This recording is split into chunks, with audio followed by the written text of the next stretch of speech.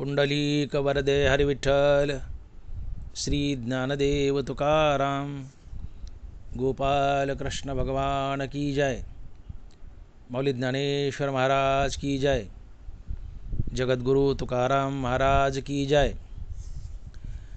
झुंजार ते एक विष्णुदास जगी, झुंजार ते एक विष्णुदास जगी, पाप पुण्य अंगी नातळे त्या।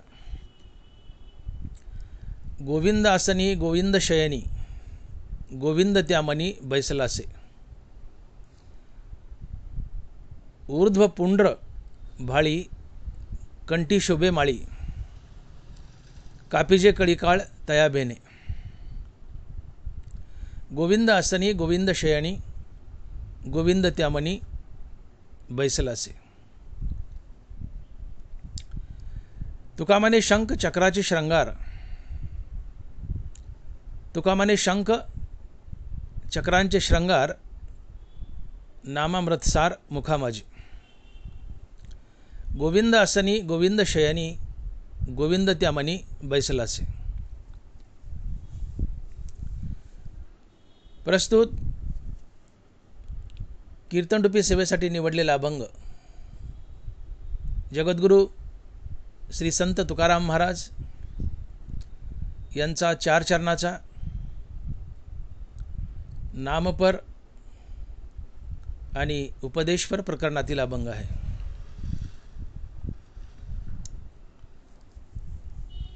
तुकोबरा या अभंगातून सांगतायत की झुंजार ते एक विष्णुदास जगी, पाप पुण्य अंगी नातळे त्या। झुंजार ते एक विष्णुदास जगी, पाप पुण्य अंगी नातळे त्या।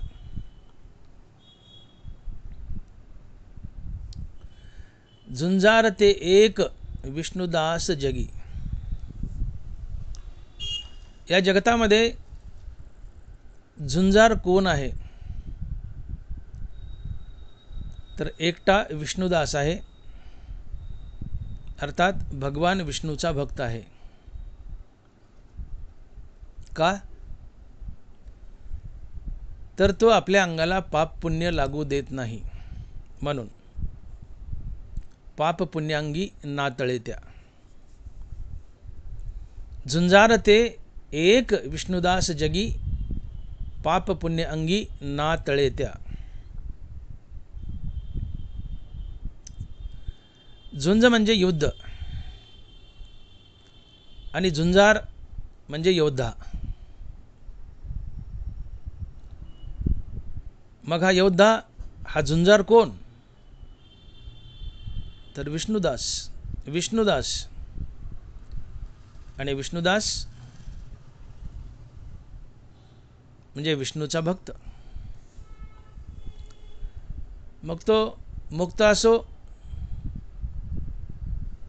किंवा साधक असो, तो भक्त साधक असो की सिद्ध असो, जो सिद्ध आहे जो मुक्त आहे तो विष्णुदास आहेच आहे, पण साधकही छोटा मोठा विष्णुदासच असतो। आणि म्हणून झुंज म्हणजे युद्ध, झुंजार म्हणजे योद्धा, आणि हा योद्धा हा झुंजार म्हणजे विष्णुदास, अर्थात भगवान विष्णूचा भक्त।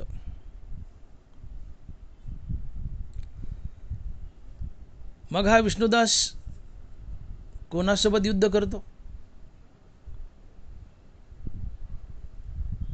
तर यमासोबत, यमासोबत, मृत्यूसोबत।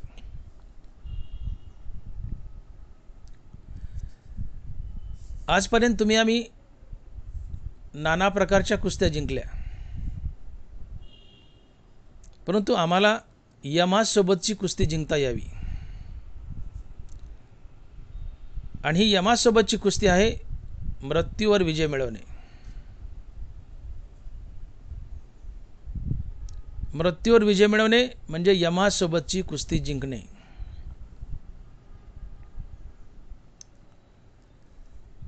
जो काळाला खातो तो संत असतो,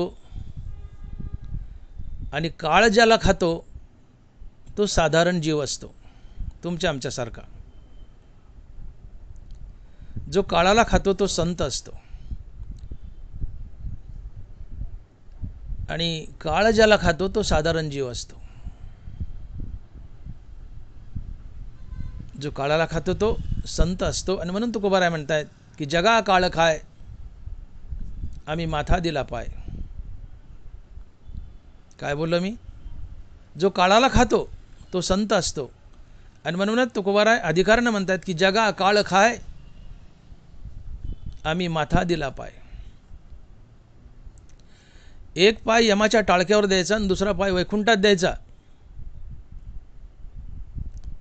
याला म्हणतात जगा काळ खाय, आम्ही माथा दिला पाय. आणि यालाच म्हणतात यमासोबतची कुस्ती जिंकणे, किंवा यालाच म्हणतात जन्म मरणाची कुस्ती जिंकणे, अर्थात जन्म मरणाच्या फेऱ्यातून बाहेर पडणे. ही खरी कुस्ती आहे, हे खरं युद्ध आहे.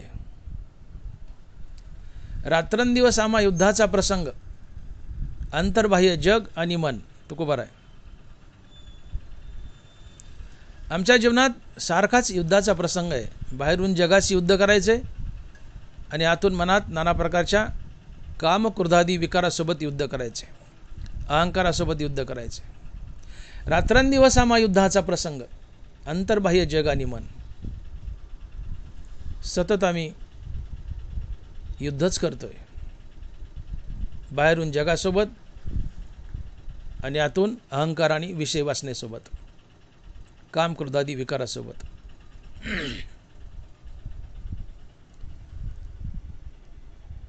आणि मग हेच युद्ध आहे. ज्यांनी अहंकार जिंकलाय, विषय वासना जिंकल्या, तो मुक्त होतो. हे युद्ध आहे. अहंकार जिंकणं, विषय वासना जिंकणं हे युद्ध आहे, विकारासोबतचं युद्ध आहे.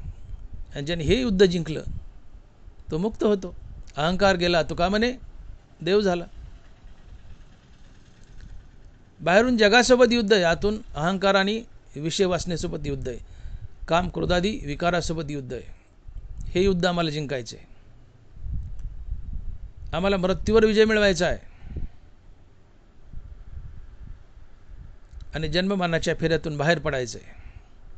आम्हाला यमासोबतची कुस्ती जिंकायची आणि यमासोबतची कुस्ती आहे मृत्यूवर विजय मिळवणं. आणि ज्यांनी ही यमासोबतची कुस्ती जिंकली, अर्थात ज्यांनी मृत्यूवर विजय मिळवला, त्याचं जीवन धन्य असतं, त्याचं जीवन धन्य असतं. आणि म्हणून तुम्ही आम्ही योद्धा आहोत, झुंजार आहोत. तुकोबाराय म्हणूनच म्हणतात की झुंजार ते एक विष्णुदास जगी, पाप पुण्य अंगी नातळे त्या. आम्ही योद्धे आहोत, झुंजार आहोत, झुंजतोय, लढतोय, युद्ध करतोय. कोणासोबत? तातून विकारासोबत आणि बाहेरून जगासोबत. कशाकरता युद्ध करतोय? मरणावर विजय मिळवण्यासाठी. आणि मरणावर विजय मिळवण्यासाठी यमासोबत युद्ध करावं लागतं, यमासोबत कुस्ती करावं लागते. आणि यमासोबतची कुस्ती म्हणजे मृत्यूवर विजय मिळवणं. आणि म्हणून आम्ही झुंजार आहोत, योद्धे आहोत. झुंजार ते एक विष्णुदास जगी, आम्ही झुंजार आहोत. आम्हाला यमासोबतची कुस्ती जिंकायची, आम्हाला मृत्यूवर विजय मिळवायचा आहे. अशा बारीक सारीक झुटूरमुटूर कुस्त्यात आम्ही जिंकल्याच, पण आम्हाला यमासोबतची कुस्ती जिंकायची. आणि यमासोबतची कुस्ती म्हणजे मृत्यूवर विजय मिळवणे. आजपर्यंत आमची अनंत अपार जन्मे झाली, पुढे होतील. प्रत्येक जन्मात आम्ही मृत्यूचा घास बनलो, पुढेही बनू. मग असं किती दिवस मृत्यूचा घास बनायचं हे ज्याचं त्यांनी ठरवायचं, ज्याचं त्यांनी ठरवायचं. आपुली आपण करा सोडवन, संसार बंधन तोडा वेगी. संसार बंधन हे स्वतःलाच तोडावं लागतं. तिथं कोणाची मदत चालत नाही, तिथं वशेला चालत नाही, लग्गा चालत नाही, पैसे चालत नाहीत. तुमचं तुम्हाला सोडायचं. आपुली आपण करा सोडवन, संसार बंधन तोडावेगी. ज्ञानोबा. अनंत काळापासून आम्ही सृष्टीमध्ये फिरतोय, पुन्हा पुन्हा पुन्हा पुन्हा 84 लक्ष योनी भोगतोय. आजपर्यंत आमची अनंत अपार जन्मे झाली, पुढे होतील. प्रत्येक जन्मात आम्ही मृत्यूचा घास बनलोय, पुढेही बनू. मग असं किती दिवस मृत्यूचा घास बनायचंय हे ज्याचं त्यांनी ठरवावं, ज्याचं त्यांनी ठरवावं.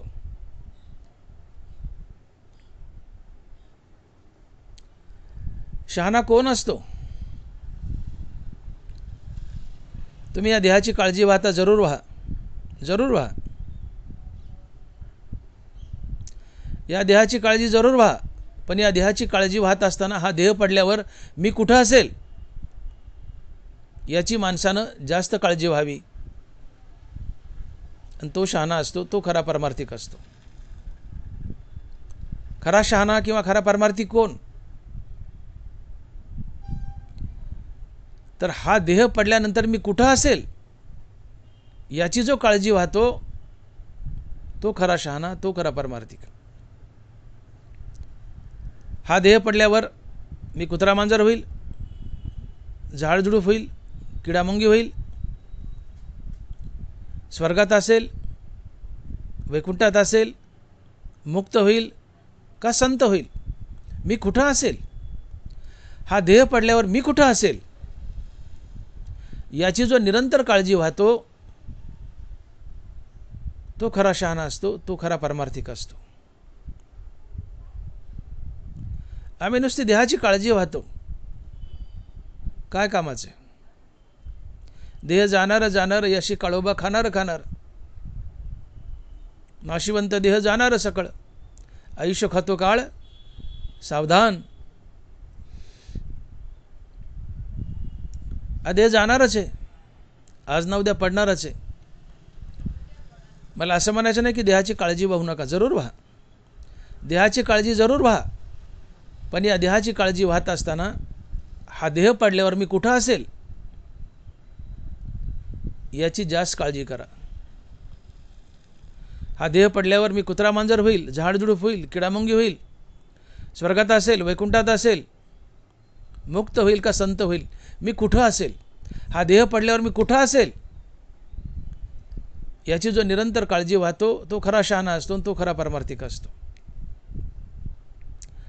आणि हा देह पडल्यावर मी कुठं असेल याची जो काळजी वाहत नाही तो अविवेकी असतो, तो मूर्ख असतो. आणि म्हणून विवेकी शहाणा सारखी काळजी वाहतो की हा देह पडल्यावर मी कुठं असेल, मी कुठं असेल. तो खरा शहाणा, तो खरा परमार्थिक. माणसाने नेहमी विचार करावा की मी कोण आहे, कुठून आलोय, मला कुठं जायचंय, मी कशा करता आलोय, आलोय मी पण कशा करता आलोय, मला जायचंय कुठं, माझा कायमचा पत्ता काय आहे, माझं कायमचं स्टेशन काय आहे की जिथं मला उतरायचंय. आमच्या जीवनाचा प्रवास चालू आहे, पण कोणत्या स्टेशनवर उतरायचं हेच आम्हाला माहीत नाही. मोठी मौज आहे. आमच्या जीवनाचा प्रवास चालू आहे. एखादा प्रवासी प्रवास करतो, बस असो, रेल्वे असो. रेल्वेने, बसने मनुष्य प्रवास करतो, परंतु कोणत्या स्टेशनवर उतरायचं हेच त्याला माहीत नसतं. एकदा एक मनुष्य बसने प्रवास करतोय. कंडक्टर त्याच्या जवळ गेला, म्हणला मामा पैसे द्या. 500 रुपयाची नोट दिली. म्हणले कुठलं तिकीट देऊ? प्रवासी म्हणतो माहीत नाही. कंडक्टर पुन्हा म्हणतो कुठलं तिकीट देऊ, कुठल्या स्टेशनवर उतरायचं आहे? प्रवासी म्हणतो माहीत नाही. सगळी गाडी हसायली. मनुष्य गाडीने प्रवास तर करतोय, पण कोणत्या स्टेशनवर उतरायचं हेच आम्हाला माहीत नाही.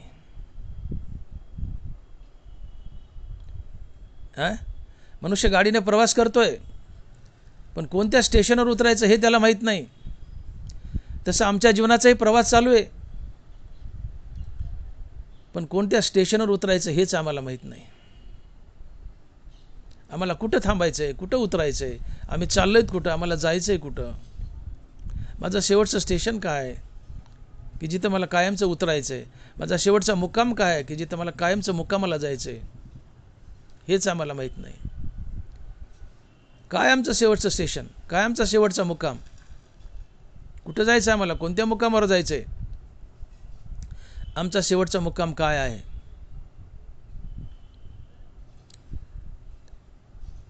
स्वामी विवेकानंदाचे गुरु आणि स्वामी विवेकानंदाचे गुरु म्हणजे रामकृष्ण परमहंस. रामकृष्ण परमहंस आणि भवानी माता, जिला कलकत्त्यात दुर्गा म्हणतात, काली म्हणतात, ही काली माता आणि रामकृष्ण परमहंस दररोज संध्याकाळी एका ताटात जेवायचे. मातेने मूर्तीतून बाहेर यावं आणि रामकृष्ण परमहंसाच्या ताटात जेवायला बसावं, हा नित्याचा क्रम. ही बातमी सगळ्या पश्चिम बंगाल कलकत्त्यात पोहोचली, पसरली बातमी. हे ऐकून एक धनिक शेठजी एक दिवशी रामकृष्ण परमहंसाकडे आला आणि परमहंसाला म्हणतो की परमहंस, मी असं असं ऐकलंय की कालीमाता मूर्तीतून बाहेर येते आणि तुमच्यासोबत ताटात जेवते, खरं आहे का? परमहंस म्हणाले, खरं आहे. मग म्हटले, महाराज थोडी कृपा करा ना, एक दिवस मातेला माझ्या घरी जेवायला पाठवा ना. परमहंस म्हणाले, पाठवतो, त्यात काय अवघड आहे, पाठवतो. म्हणले, तुझा पत्ता सांग. म्हणले माळी वेस, सुभाष रोड, बीड. आता मला कलकत्त्याचे पत्ते नाही म्हणून मी बीडचा सांगायलो, मी बीडचा आहे. माळी वेस, सुभाष रोड, बीड. म्हणले, शेठजी हा तुमच्या घरचा पत्ता आहे, तुमचा पत्ता सांगा. म्हणले, Shri oil mill, MIDC, Beed. म्हणले, शेठजी हा कारखान्याचा पत्ता आहे, तुमचा पत्ता सांगा. म्हणले, आता माझा पत्ता कटला, यापुढे मला माझा पत्ता माहीत नाही.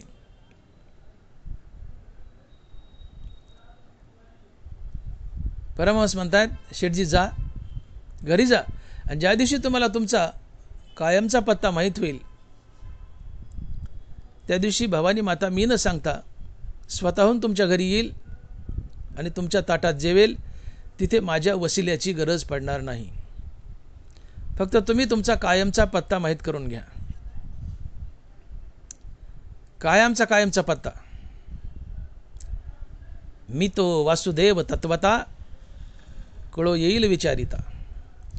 मी तो वासुदेव तत्वता, कळो येईल विचारिता.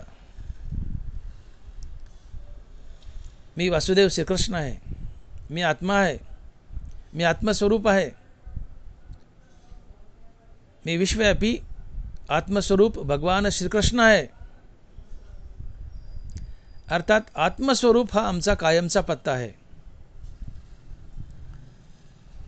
विश्वव्यापी आत्मस्वरूप वासुदेव श्रीकृष्ण हा आमचा कायमचा पत्ता आहे.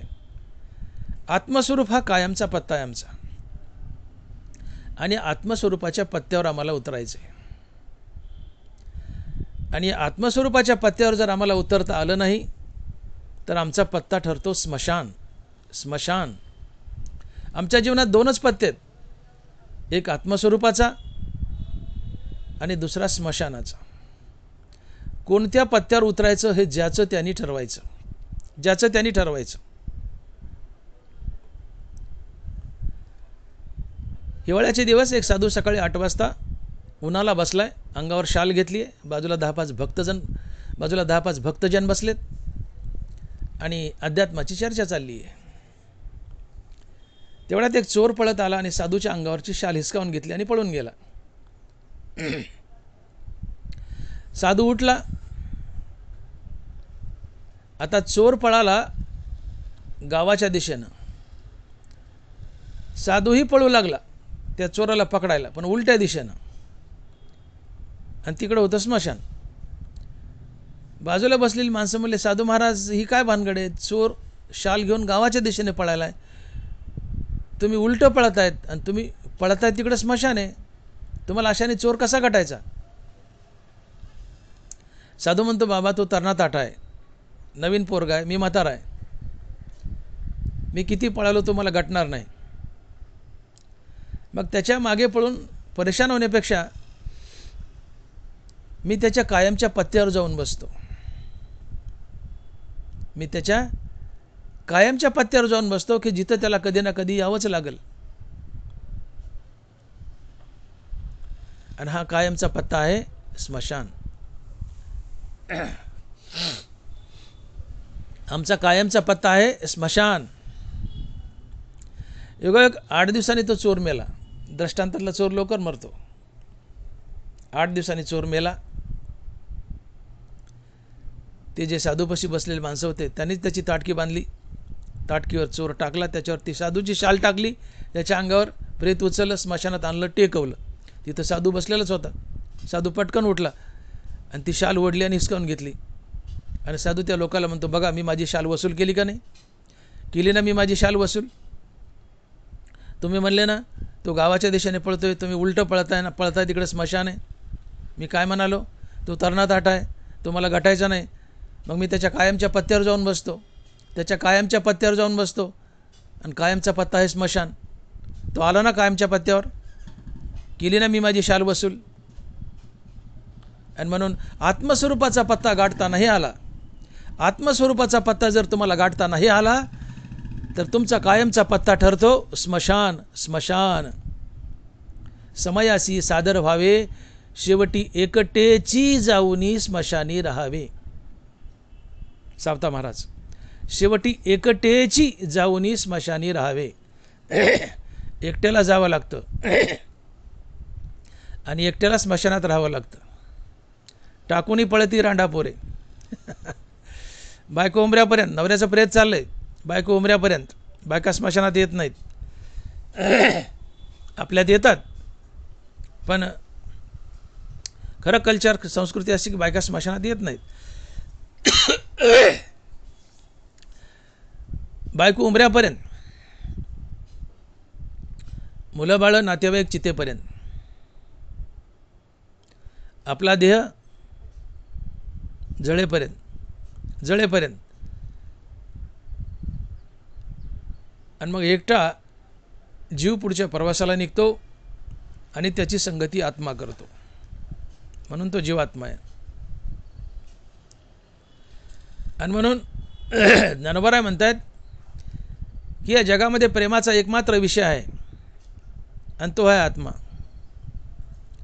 माऊली लिहितात की निरुपचारा प्रेमा विषय होय जो विरत्तमा, दुजे नव्हे की आत्मा ऐसेची जाणावे.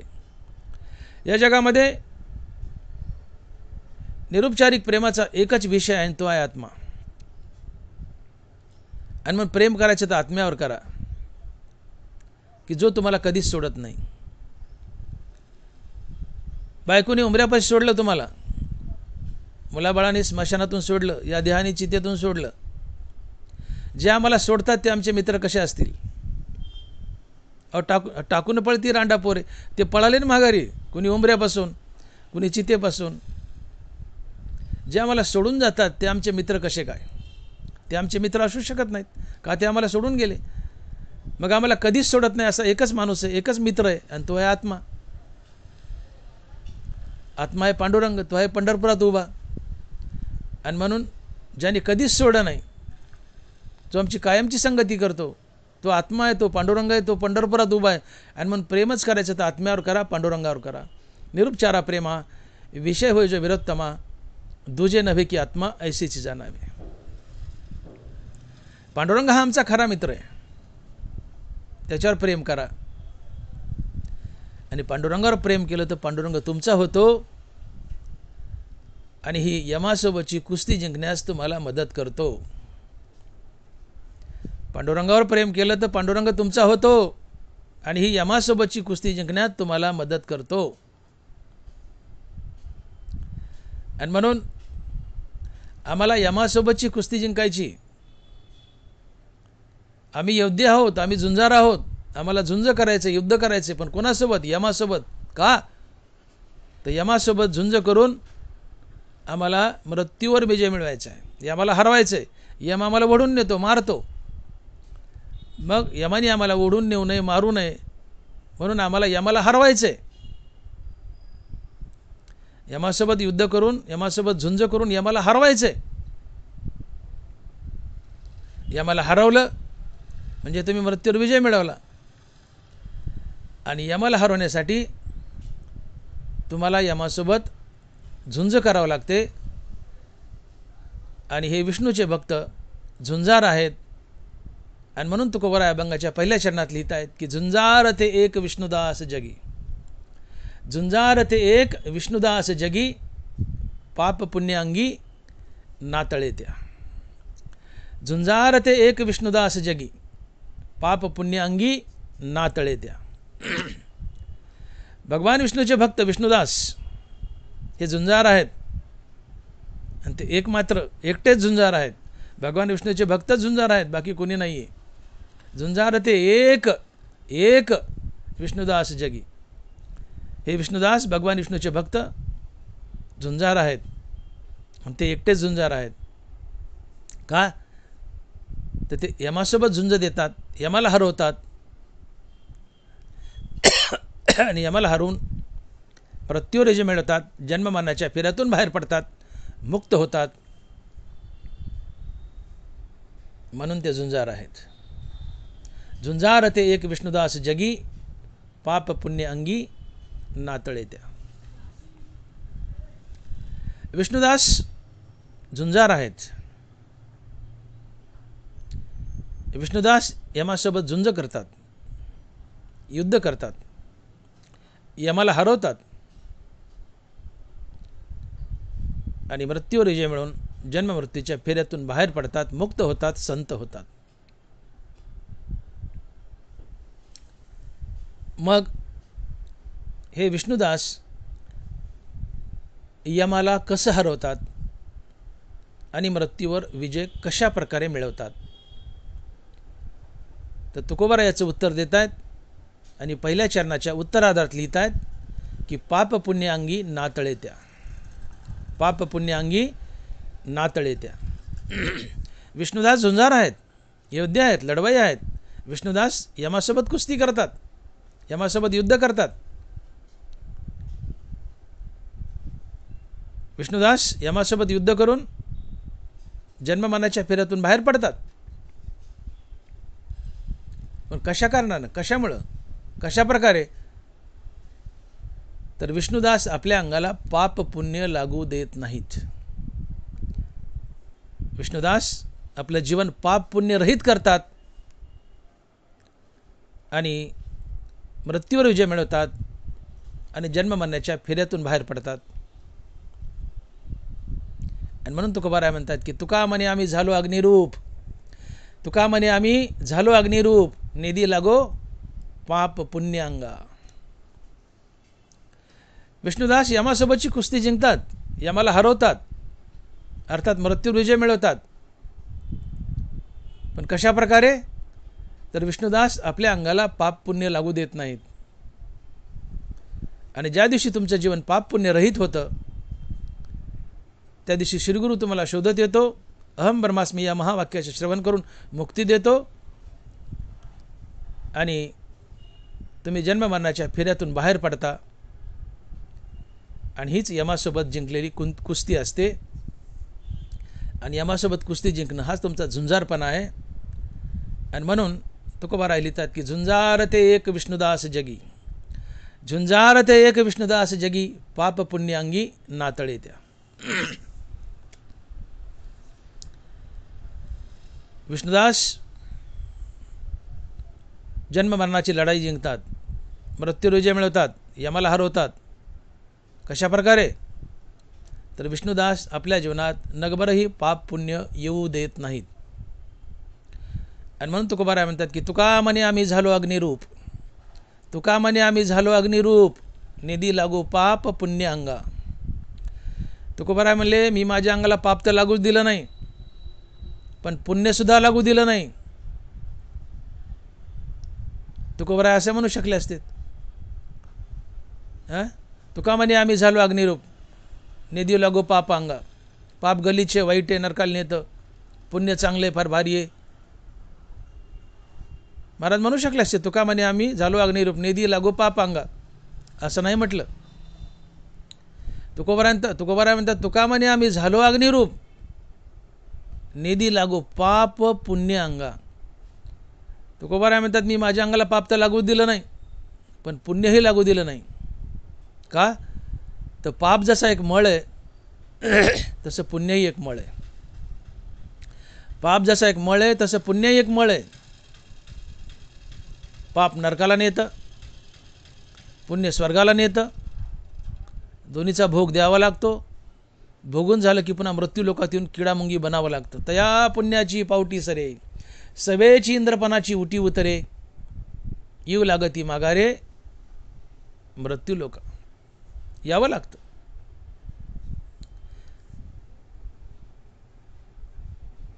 नाथ महाराज लिहित आहेत की सुकृत दुष्कृत समान समी, तेची पाविजे मनुष्यभूमी, जे पडे विषमी ते स्वर्गग्रामी का नरकी. तुमच्या जीवनात गडगंज पुण्य आहे, अवघं थोडंसं पाप आहे, तुम्ही स्वर्गाला जाल. तुमच्या जीवनात गडगंज पाप आहे, अवघं थोडंसं पुण्य आहे, तुम्ही नरकाला जाल. तुमच्या जीवनात पाप पुण्य समान आहे, तुम्ही पुन्हा मनुष्य व्हाल.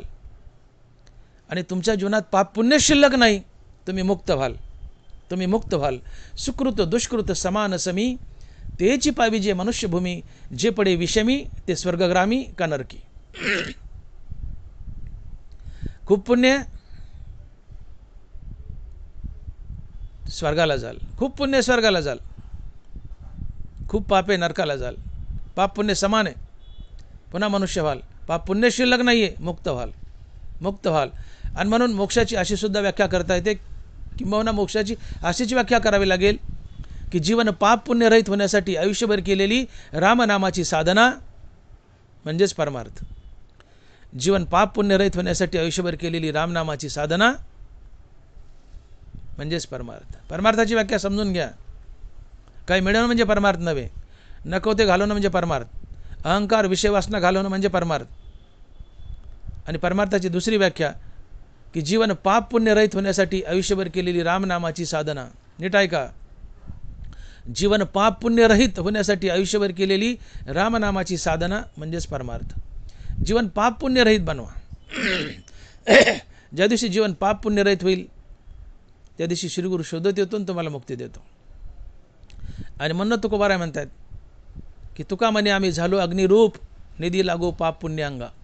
मी अग्निरूप झालो अर्थात मुक्त झालो. कशाच्या बळावर? तर मी माझ्या अंगाला पाप तर नाही पण पुण्यही लागू दिलं नाही. आणि मग ज्ञानोबा लिहितात की स्वर्ग नरक सूचक अज्ञान व्याले धर्माधिक, ते सांडो निघाली अशेष ज्ञाने येणे. ज्ञानोबा स्वर्ग नरक सूचक अज्ञान व्याले धर्माधिक, ते सांडो निघाली अशेष ज्ञाने येणे.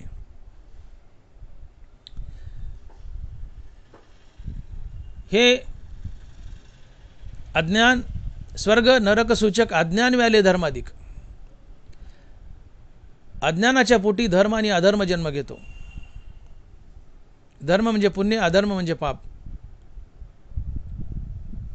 लिंक लक्षात घ्या. अज्ञानाच्या पोटी धर्म आणि अधर्म, स्वर्ग नरक सूचक, स्वर्ग नरक सूचक अज्ञान व्याले धर्माधिक. अर्थात अज्ञानाच्या पोटी धर्म आणि अधर्म. धर्म म्हणजे पुण्य, अधर्म म्हणजे पाप. पुण्य स्वर्गाला तर पाप नरकाला नेतं. नाश दोन्हीलाही असतो, भोग दोन्हीचा द्यावा लागतो. आणि भोगून झालं की मृत्यूकात येऊन पडावं लागतं, पुन्हा किडामुंगी बनावं लागतं. तया पुण्याची पावटी सरे सवेची इंद्रपणाची उठी उतरे, आणि येऊ लागती माघारे मृत्यू लोका. एकदा प्रभू रामचंद्र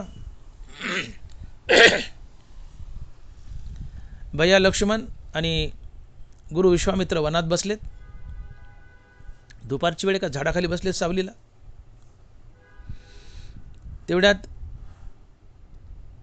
गुरु विश्वामित्र हसले. मग रामचंद्र म्हणतात गुरुवर का हसले? म्हणले वत्सराम, ते चाललेले 2 मुंगळे पाहिलेस का? म्हणले हो गुरुवर. तर म्हणले त्यातला जो वरचा मुंगळा आहे तो गेल्या जन्मातला इंद्र आहे, गेल्या जन्मातला इंद्र आहे. आता प्रभू रामचंद्राला तर माहीत होतं, पण देवानी ठरवलं राम अवतारात आलो आहेत, मनुष्य रूपात आलो आहेत, मनुष्यासारखं राहायचं, आपलं देव पण दाखवायचं नाही. रामचंद्र म्हणाले ठीक आहे ठीक आहे, हो गुरुवर हो गुरुवर.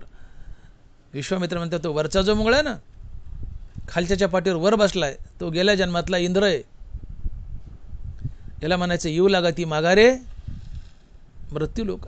दया पुण्याची पावटी सरे, सवेची इंद्रपणाची उटी उतरे, आणि येऊ लागा ती माघारे मृत्यू लोका. स्वर्गात असताना बसायला ऐरावत लागत होता, ती सवय मोडली नाही. जित्याची खोड मेल्यान जात नाही. तो इंद्र आता मुंगळा झालाय, मृत्यूलोकात आलाय, पदच्युत झालाय, मुंगळा बनलाय, पण तरी बसायला मुंगळा का होत नाही, पण ऐरावत लागतो. दुसऱ्या मुंगळ्याच्या पाठीवर बसलाय. वर बसलेला मुंगळा गेल्या जन्मातला इंद्र आहे. याला म्हणतात येऊ लागती माघारे मृत्यू लोक. पुण्याच्या बळावर स्वर्गात गेले, पुण्य भोगले, पुण्य क्षीण झालं, पुण्य संपलं की पदच्युत व्हावं लागतं, मृत्यू लोकात यावं लागतं, पुन्हा किडामुंगी बनावं लागतं. म्हणून पाप तर करूच नका, पण पुण्याचाही संचय पदरी करू नका. पाप जसं एक मळ आहे तसं पुण्य एक मळ आहे. पाप नरकाला नेतं तर पुण्य स्वर्गाला नेतं. भोग दोन्हीचा द्यावा लागतो. भोगून झाल्या मृत्यू लोकात येऊन पडावं लागतं, किडामुंगी व्हावं लागतं. तुम्ही स्वर्गाला जाऊन इंद्र जर झाले तर पुण्य भोगून झाल्या यावंच लागतं खाली, पुन्हा मंगळा बनावं लागतं. काय उपयोग झाला? पुण्य पदरी साठवलं ना तुम्ही, काय झालं? शेवटी कधी ना कधी मुंगळा बनले, 84 लक्ष योनीमध्ये अडकले. येऊ लागती माघारी मृत्यू लोका. म्हणून पाप तर करूच नका, पण पुण्यसुद्धा आपल्या पदरी साठवून ठेवू नका. पुण्यही संसार बंधनात बांधतं. मग तुम्ही म्हणाला मी पुण्य करूच नाही का? टोपल्यानं करा, पोत्यानं करा, गडगंज पुण्य करा, पण पदरी साठवून ठेवू नका. ते भगवंताला अर्पण करा.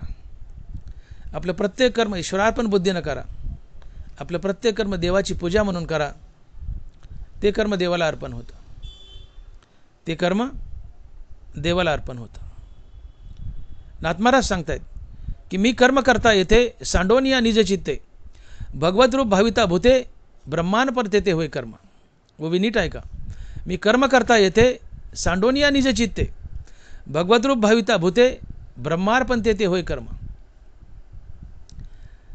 तुम्ही ज्याच्यासाठी कर्म करता त्याला देव समजा, आणि या कर्माचा करता मी आहे हा असा अभिमान घेऊ नका. फळाची आशा ठेवू नका. ते कर्म भगवंताला अर्पण होतं. हे कर्म मी करतोय आणि याचं फळ मला मिळावं ही भावना ठेवू नका. आणि ज्याच्यासाठी कर्म करता त्याला देव समजा. त्या कर्माचं फळ पुण्य भगवंताला अर्पण होतं. ते तुम्हाला संसारात बांधत नाही. आणि म्हणून नाथमहाराज लिहितात की मी कर्म करता येते सांडोनिया निज चित्ते, भगवत रूप भाविता भूते, ब्रह्मार्पण तेथे होय कर्म. ज्याच्यासाठी कर्म करता त्याला देव समजा, आणि हे कर्म मी करतोय आणि याचं फळ मला मिळावं ही भावना ठेवू नका. तुम्ही केलेल्या कर्माचं फळ देवाला जाईल. अशा पद्धतीने कर्म करा. ईश्वरार्पण बुद्धीने कर्म करा. फलत्यागयुक्त कर्म करा. कर्माचं फळ देवाला अर्पण करा. तुम्ही मुक्त व्हाल. पण हेच पुण्य पदरी साठवलं तर ते भोगावंच लागतं. आगा कर्मे जे वरावे ते तीही सुखदुःखी फळावे, आणि तया ते भोगावया यावे देहाय का. तुमच्या जीवनात नगभरे पुण्य पाप शिल्लक असेल तर तो भोगण्यासाठी पुन्हा पुन्हा जन्म धरावे लागतात. आगा कर्मे जे वरावे. कर्म म्हणजे पाप पुण्य. कर्मातून निर्माण होतं ते पाप पुण्य. पाप पुण्य हे कर्माचं फळ असतं. आणि म्हणून कर्मरूपात अर्थात पाप पुण्य रूपात हे पाप पुण्य शिल्लक असेल तर ते भोगण्यासाठी पुन्हा पुन्हा जन्म धरावे लागतात. म्हणून पाप तर करूच नका, पण केलेलं पुण्य देवाला अर्पण करा. जीवन पाप पुण्य रहित होईल. तुम्ही मुक्त व्हाल. आणि म्हणून तुकोबाराय म्हणतात की तुका म्हणे आम्ही झालो अग्निरूप, निधी लागो पाप पुण्य अंगा. तुकोबाराय म्हणतात मी माझ्या अंगाला पाप तर लागूच दिलं नाही, पण पुण्यही लागू दिलं नाही. का? पाप नरकाला नेतं, पुण्य स्वर्गाला नेतं. भोग दोन्हीचा द्यावा लागतो. शेवट दोन्हीला आहे. भोगून झालं की किडामुंगी बनावं लागतं, मृत्यू लोकात येऊन पडावं लागतं, मुंगळा बनावं लागतं. म्हणून मी माझ्या अंगाला पापही लागू दिलं नाही आणि पुण्यही लागू दिलं नाही. तुका म्हणे आम्ही झालो अग्निरूप, निधी लागो पाप पुण्य अंग. पाप तर करूच नका, पण पुण्य अंगाला लागू देऊ नका, पदरी साठवू नका. गडगंज पुण्य करा, पण भगवंताला अर्पण करा. भगवंताकडे डिपॉझिट करा. भगवंताकडे लॉकरमध्ये ठेवा. तुमचं पुण्य व्हायला जात नाही. तुम्ही भगवंताला अर्पण केलं म्हणजे भगवंता ऋण असते. ते तुमच्या सत्कर्माचं भगवंता ऋण असतं. दिवाळखोर नारायण यावरी बहुताचे ऋण. तुम्ही मुखानं निरंतर रामनाम घेताय, पुण्याचे रामनामानं पुण्य उत्पन्न होतं. हे देवाला दिलं तुम्ही, देवावर ऋण झालं. देव हा आपली बँक आहे. आपण केलेलं पुण्य देवाला अर्पण करा. हे देवरूपी बँकेत ठेवा, लॉकरमध्ये ठेवा, सेफ डिपॉझिटमध्ये ठेवा. देव तुम्हाला व्याजासही त्या पुण्याचं फळ देतो. का तर मरण समय तुमची सेवा करतो आणि तुम्हाला मुक्त करतो. पण नित्य सेवेला मी निदानी सेवकू होय. ते ऋण वैपन देखोनी अंगी, आपली आची उत्तीर्णत्वा लागी, भक्ताची तनुत्यागी परिचर्या करी. तुम्ही केलेलं पुण्य देवाला अर्पण केलं तर देवाकडे सेफ डिपॉझिट आहे, म्हणजे बँकेत टाकलं, देवरूपी बँकेत टाकले. हे व्हायला जात नाही. या पुण्याच्या बळावर देव तुमचा ऋणी होतो. जिवंतपणी तुमच्या संसारात बरकत देतो, तुम्हाला मदत तर करतो, जीवन सुखी तर करतोच, पण मरताना तुमची परिचर्या करतो, तुम्हाला मुक्ती देतो. तुम्ही केलेलं पुण्य व्हायला जात नाही. भले देवाला दिलं म्हणजे व्हायला गेलं, आता परक्याला गेलं असं नाही. ते सेफ डिपॉझिट आहे, बँकेत पडले, देवरूपी बँकेत पडले. देव त्याची परतफेड करतो. कशी? संसारात बरकत देतो, सुखी ठेवतो आणि शेवटी मुक्तही करतो, बऱ्याच समय सेवा करतो. पण आपण केलेलं पुण्य भगवंताला अर्पण करा, पदरी साठवून ठेवू नका. अन्यथा पदरी साठवलं तर हेच पुण्य तुम्हाला पुन्हा संसार बंधनात बांधेल. आणि म्हणून मी परमार्थाची व्याख्या अशी केली की जीवन, मी केली म्हणजे व्याख्याची ती, की जीवन पाप पुण्य रहित होण्यासाठी आयुष्यभर केलेली रामनामाची साधना म्हणजेच परमार्थ.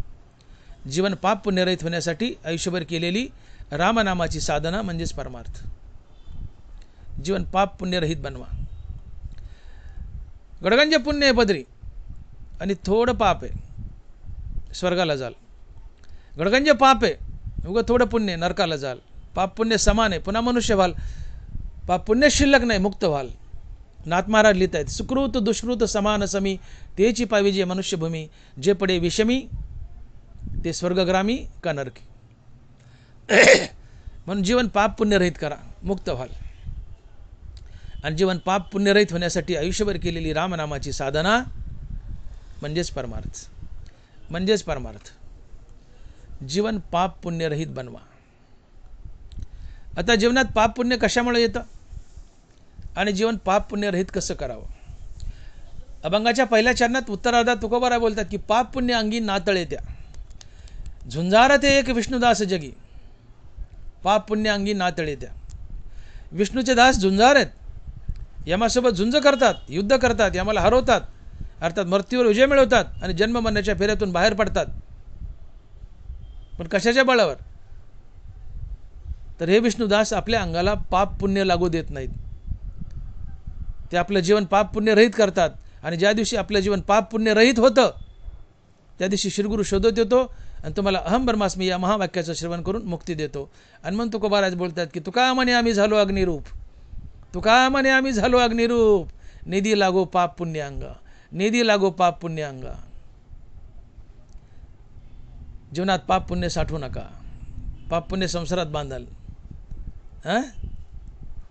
अज्ञान व्याले धर्माधिक, स्वर्ग नरक सूचक, स्वर्ग नरक सूचक अज्ञान व्याले धर्माधिक, हे सांडून घाली अशेष ज्ञाने येणे. जीवनात पुण्यही नको, जीवनात पापही नको. पुण्य करा, पाप करायचं नाही, पुण्य करा, पण त्याचं ते केलेलं पुण्य भगवंताला अर्पण करा. भगवंताकडे सेफ डिपॉझिट बँकेत ठेवा, लॉकरमध्ये ठेवा, भगवंत रूपी बँकेत ठेवा. जीवनात दोन गोष्टीमुळे पाप पुण्य येतं. पहिली गोष्ट ज्ञानेंद्रियाचे विषयभोग आणि दुसरी गोष्ट आम्ही केलेली बरी वाईट कर्म. या दोन गोष्टीमुळे आमच्या जीवनात पुण्य आणि पाप येतं. लक्षात आलं? पुण्य पाप काय येतं? पहिली गोष्ट ज्ञानेंद्रियाचे विषयभोग आणि दुसरी गोष्ट आम्ही केलेल्या बऱ्या वाईट कर्मामुळे आमच्या जीवनात पाप पुण्य येतं. मग आता हे पाप पुण्य घालवायचं कसं? ज्ञानेंद्रियाचे विषयभोग यांनी पाप पुण्य येतं, बऱ्या वाईट कर्मामुळे पाप पुण्य येतं. मग हे पाप पुण्य घालवायचं कसं, किंवा आमच्या जीवनात पाप पुण्य येऊच नाही यासाठी आम्ही काय करायचं? तर ज्ञानेंद्रियाच्या विषयाचा त्याग करायचा, आणि कर्मयुक्तीने करायचे, यावर आपण थोडा प्रकाश टाकू.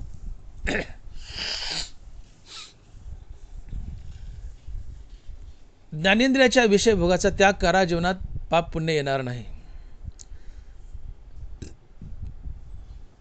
एकूण 5 ज्ञानेंद्रिय आहेत. कान, नाक, डोळा, जीभ आणि त्वचा. प्रत्येक ज्ञानेंद्रियाचा आपापला एक स्वतंत्र विषय. शब्द हा कानाचा विषय, रूप हा डोळ्याचा विषय, गंध हा नाकाचा विषय, चव हा जिभेचा विषय आणि स्पर्श हा त्वचेचा विषय.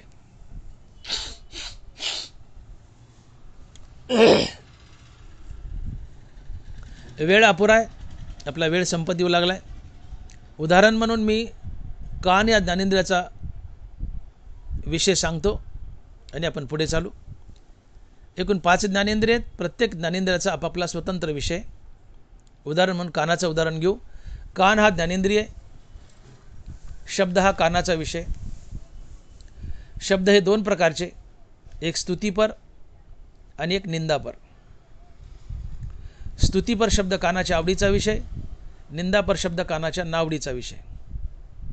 देखे शब्दाची व्याप्ती निंदा आणि स्तुती, ते तर द्वेषा द्वेष उपजती श्रवणाद्वारे.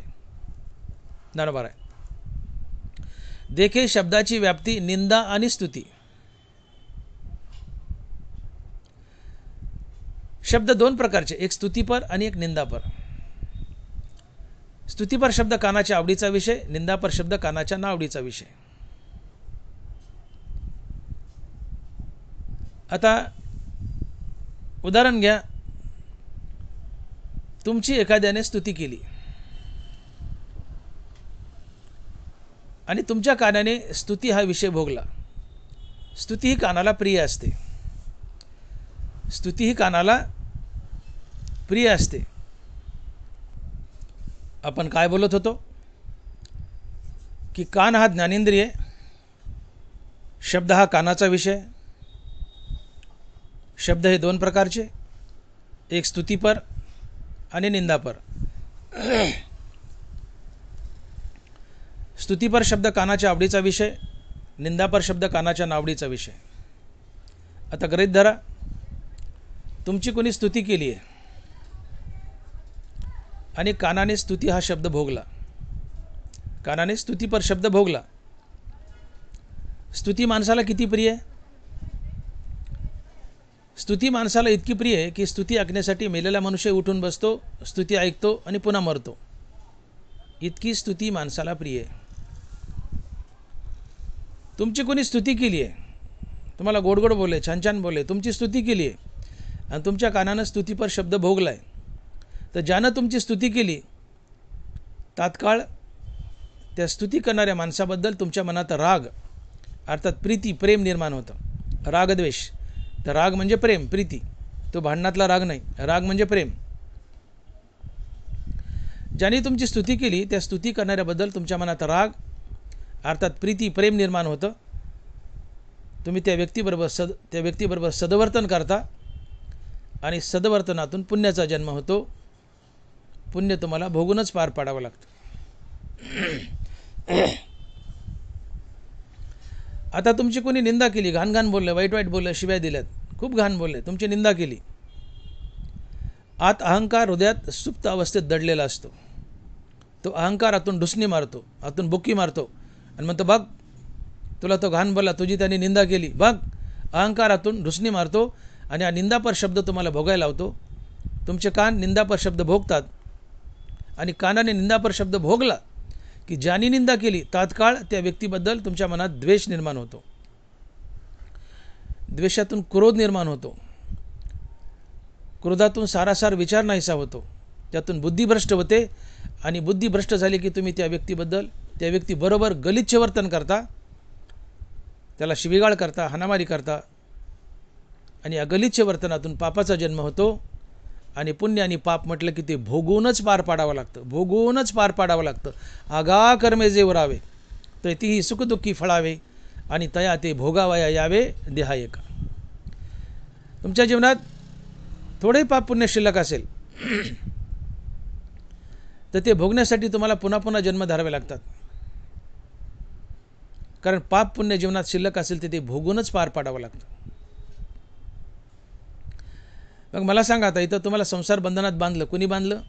पुण्यपापानं. पुण्यपाप कशामुळं? रागद्वेषामुळं. रागद्वेष कशामुळं? ज्ञानेंद्रियाच्या विषयभोगामुळं. ज्ञानेंद्रियाचे विषयभोग कशामुळं? अहंकारामुळं. सर्वाच्या मुळाशी अहंकार दडलाय. या अहंकारानं तुम्हाला विषय भोगायला लावलेत.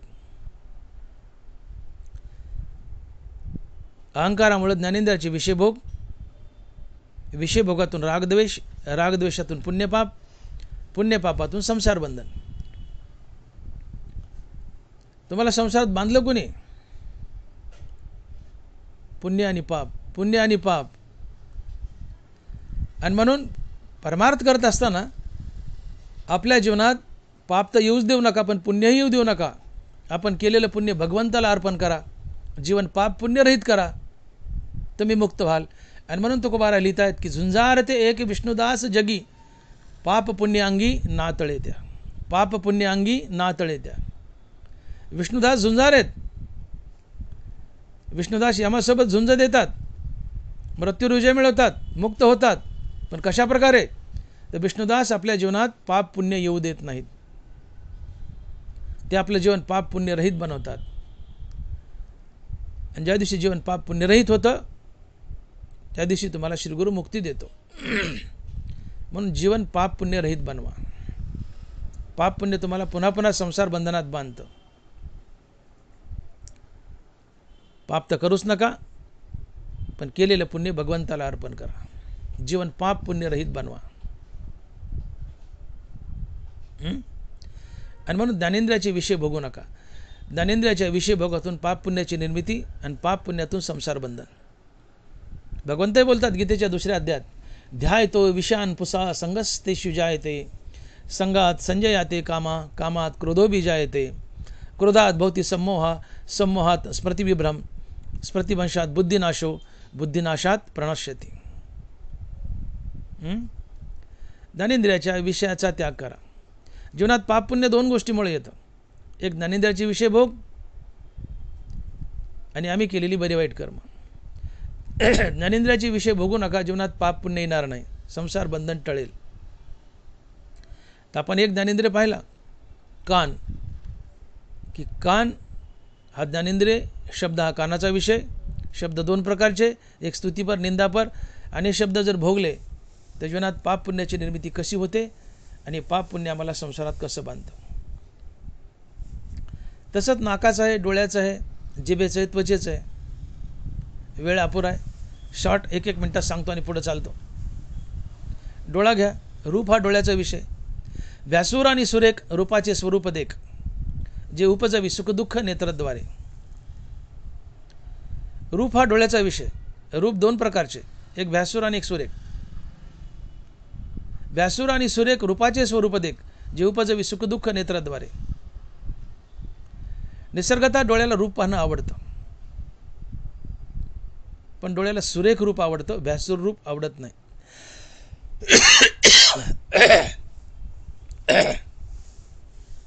डोळ्याला सुरेख रूप आवडतं, व्यासूर रूप आवडत नाही. एखादी सुंदर तरुणी मोटरसायकलवर पतीच्या मागे बसून चालली, नवऱ्याच्या मागे बसून चालली, तरी सारं जग तिच्याकडे वळवळू पाहतं. हा जगाचा दोष नाही, हा माणसाचा दोष नाही, ती रूपाची ताकद आहे. त्या बाईचं रूप तुमचे डोळे खेचून घेतात. डोळ्याला निसर्गतः रूप निहाळायला आवडतंच, ती रूपाची ताकद असते, हा माणसाचा दोष नसतो. डोळ्याला सुंदर रूप पाहायला आवडतंच. एखादी सुंदर तरुणी पाहिली, तिच्यावर तुम्ही अपाद मस्तक निहाळता, तिला अपाद मस्तक निहाळता, तिच्यावर नजर टाकता, तिच्याबद्दल राग. डोळ्याला सुंदर रूप आवडले, तो तरुण असो किंवा ती मुलगी असो, तुम्ही त्यांना भेटण्याचा अप्रोच करता. त्या व्यक्तीबद्दल राग, रागातून सद्वर्तन, सद्वर्तनातून पुण्य, पुण्य संसारात बांधतं. आता तेच एखादी अकराळ विकराळ घाणेरडी काळी किचकिट बदाडी सदाडी बाई तुमच्या डोळ्यापुढे आली, कुरूप बाई आली. डोळ्याला कुरूप रूप आवडत नाही, व्यासूर रूप आवडत नाही, पण व्यासूर रूपाची बाई पुढे आली, तुम्हाला तात्काळ त्या बाईबद्दल तुमच्या मनात द्वेष निर्माण होतो. तिला बोलावं असं वाटत नाही. ती बोलली, बळच बोलली तरी तुम्ही तिला टाळता. ती बोलायला लागली तिला झापता. काय गमावशी गप ना, झापता तिला, कारण तिच्याबद्दल द्वेष, डोळ्याला कुरूप रूप आवडत नाही. तात्काळ त्या व्यक्तीबद्दल द्वेष. ती व्यक्ती आपल्याशी बोलू लागली तर द्वेषातून क्रोध, क्रोधातून गलिचे वर्तन, गलिचे वर्तनातून पाप, पुण्य आणि पाप म्हणलं की संसार बंधन आलंच. आगा कर्मे जेवरावे, भोगूनच पार पाडावं लागतं. पुण्य पाप जीवनात शिल्लक राहिले की भोगावंच लागतं, पुन्हा पुन्हा जन्म धरावेच लागतात. पुण्य पाप संसारात बांधतं. आता नाग घ्या. सुगंधू आणि दुर्गंधू हा परिमळाचा भेदू, घ्राणाशी विषादू तोषू देता. गंध हा नाकाचा विषय. गंध दोन प्रकारचा, एक सुगंध आणि दुसरा दुर्गंध. सुगंध नाकाला आवडतो, दुर्गंध नाकाला आवडत नाही. सुगंधू आणि दुर्गंधू हा परिमळाचा भेदू, घ्राणाशी विषादू तोषू देता. ज्ञानोबा आहे. सुगंध नाकाला आवडतो, दुर्गंध नाकाला आवडत नाही. तुमच्या उजव्या हाताला एक माणूस बसलाय, डाव्या हाताला एक माणूस बसलाय. उजव्या हाताला बसलेल्या माणसाने अत्ताराचा बोळा तुमच्या मनगटावर चोळला आहे आणि तुम्हाला वास घ्यायला दिला आहे. तुम्ही म्हणता वाह क्या मजा आ रहा है. त्याला म्हणता सरक अलीकडं. ज्यांनी सुगंध दिला आहे नाकाला, ज्यांनी नाकाला सुगंध दिला अत्ताराचा, त्याच्याबद्दल राग, रागातून सद्वर्तन, सद्वर्तनातून पुण्य, पुण्यातून संसार बंधन. आता डाव्या बाजूला बसला एक माणूस, तो पादलाय. शब्द गलीचे पण अतिशय उपयोगाचा आहे. डाव्या बाजूला बसलाय माणूस, तो पादलाय आणि त्यांनी नाकाला दुर्गंध दिलाय. दुर्गंध नाकाला आवडत नाही. ज्या माणसाने दुर्गंध दिलाय पादून नाकाला, तात्काळ तुम्ही त्याच्याकडे डोळे पाहून पाडाल. डोळे पाहून त्याच्याकडे पाहून डोळे फाडाल. त्याच्याकडे पाहून डोळे फाडाल. हीच वेळ सापडली का? कमी खाता येत नव्हतं का? कचकुलभर खाल्लंय. सप्ताह मन किती नुकती खातो. डोकं उठलं ना, काय झाले पादायला? उठीतून, भाडखाऊच्या निघेतून, असे त्याला तुम्ही घाण बोलाल, त्याच्याबरोबर गैरवर्तन कराल, त्यातून पापाचा जन्म. पाप म्हणलं की संसार बंधन. नाकाचा विषय सुगंध दुर्गंध भोगला, जीवनात पाप पुण्य आलं, संसार बंधन आलं. आता आली जीभ. तैसाची दिविविध रसू, तैसाची दिविविध रसू, उपजवी प्रीती आणि त्रासू. म्हणून हा अपभ्रंशू विषय सांगू. रस दोन प्रकारचे, तसे 6 आहेत, कटवमलं लवण, पण 2 धरा. एक गोड आणि एक कडू रस. गोड रस जिभेच्या आवडीचा विषय, कडू रस जिभेच्या नावडीचा विषय. जिभेला गोड आवडतं. एखाद्या माणसाच्या घरी जेवायला गेला तर अतिशय सुंदर रुचकर गोड जेवण दिलंय. त्या जेवण देणाऱ्या माणसाबद्दल तुमच्या मनात राग, रागातून प्रीती प्रेम, त्यातून सद्वर्तन, सद्वर्तनातून पुण्य. पण जेवायला नेले ना अतिशय घाणेरडं, अतिशय घाणेरडं जेवण दिलंय. अतिशय घाणेरडं, अतिशय तिखट, अतिशय खारट, अतिशय आंबट, अतिशय घाणेरडं जेवण आहे. तोंडात घास घाला होता ना.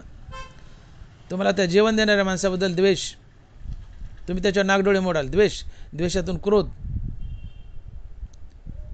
क्रोधातून बाचाबाची, गलीचे वर्तन, गलीचे वर्तनातून पाप, पुण्य पाप म्हणलं की संसार बंधन. आता राहिली त्वचा.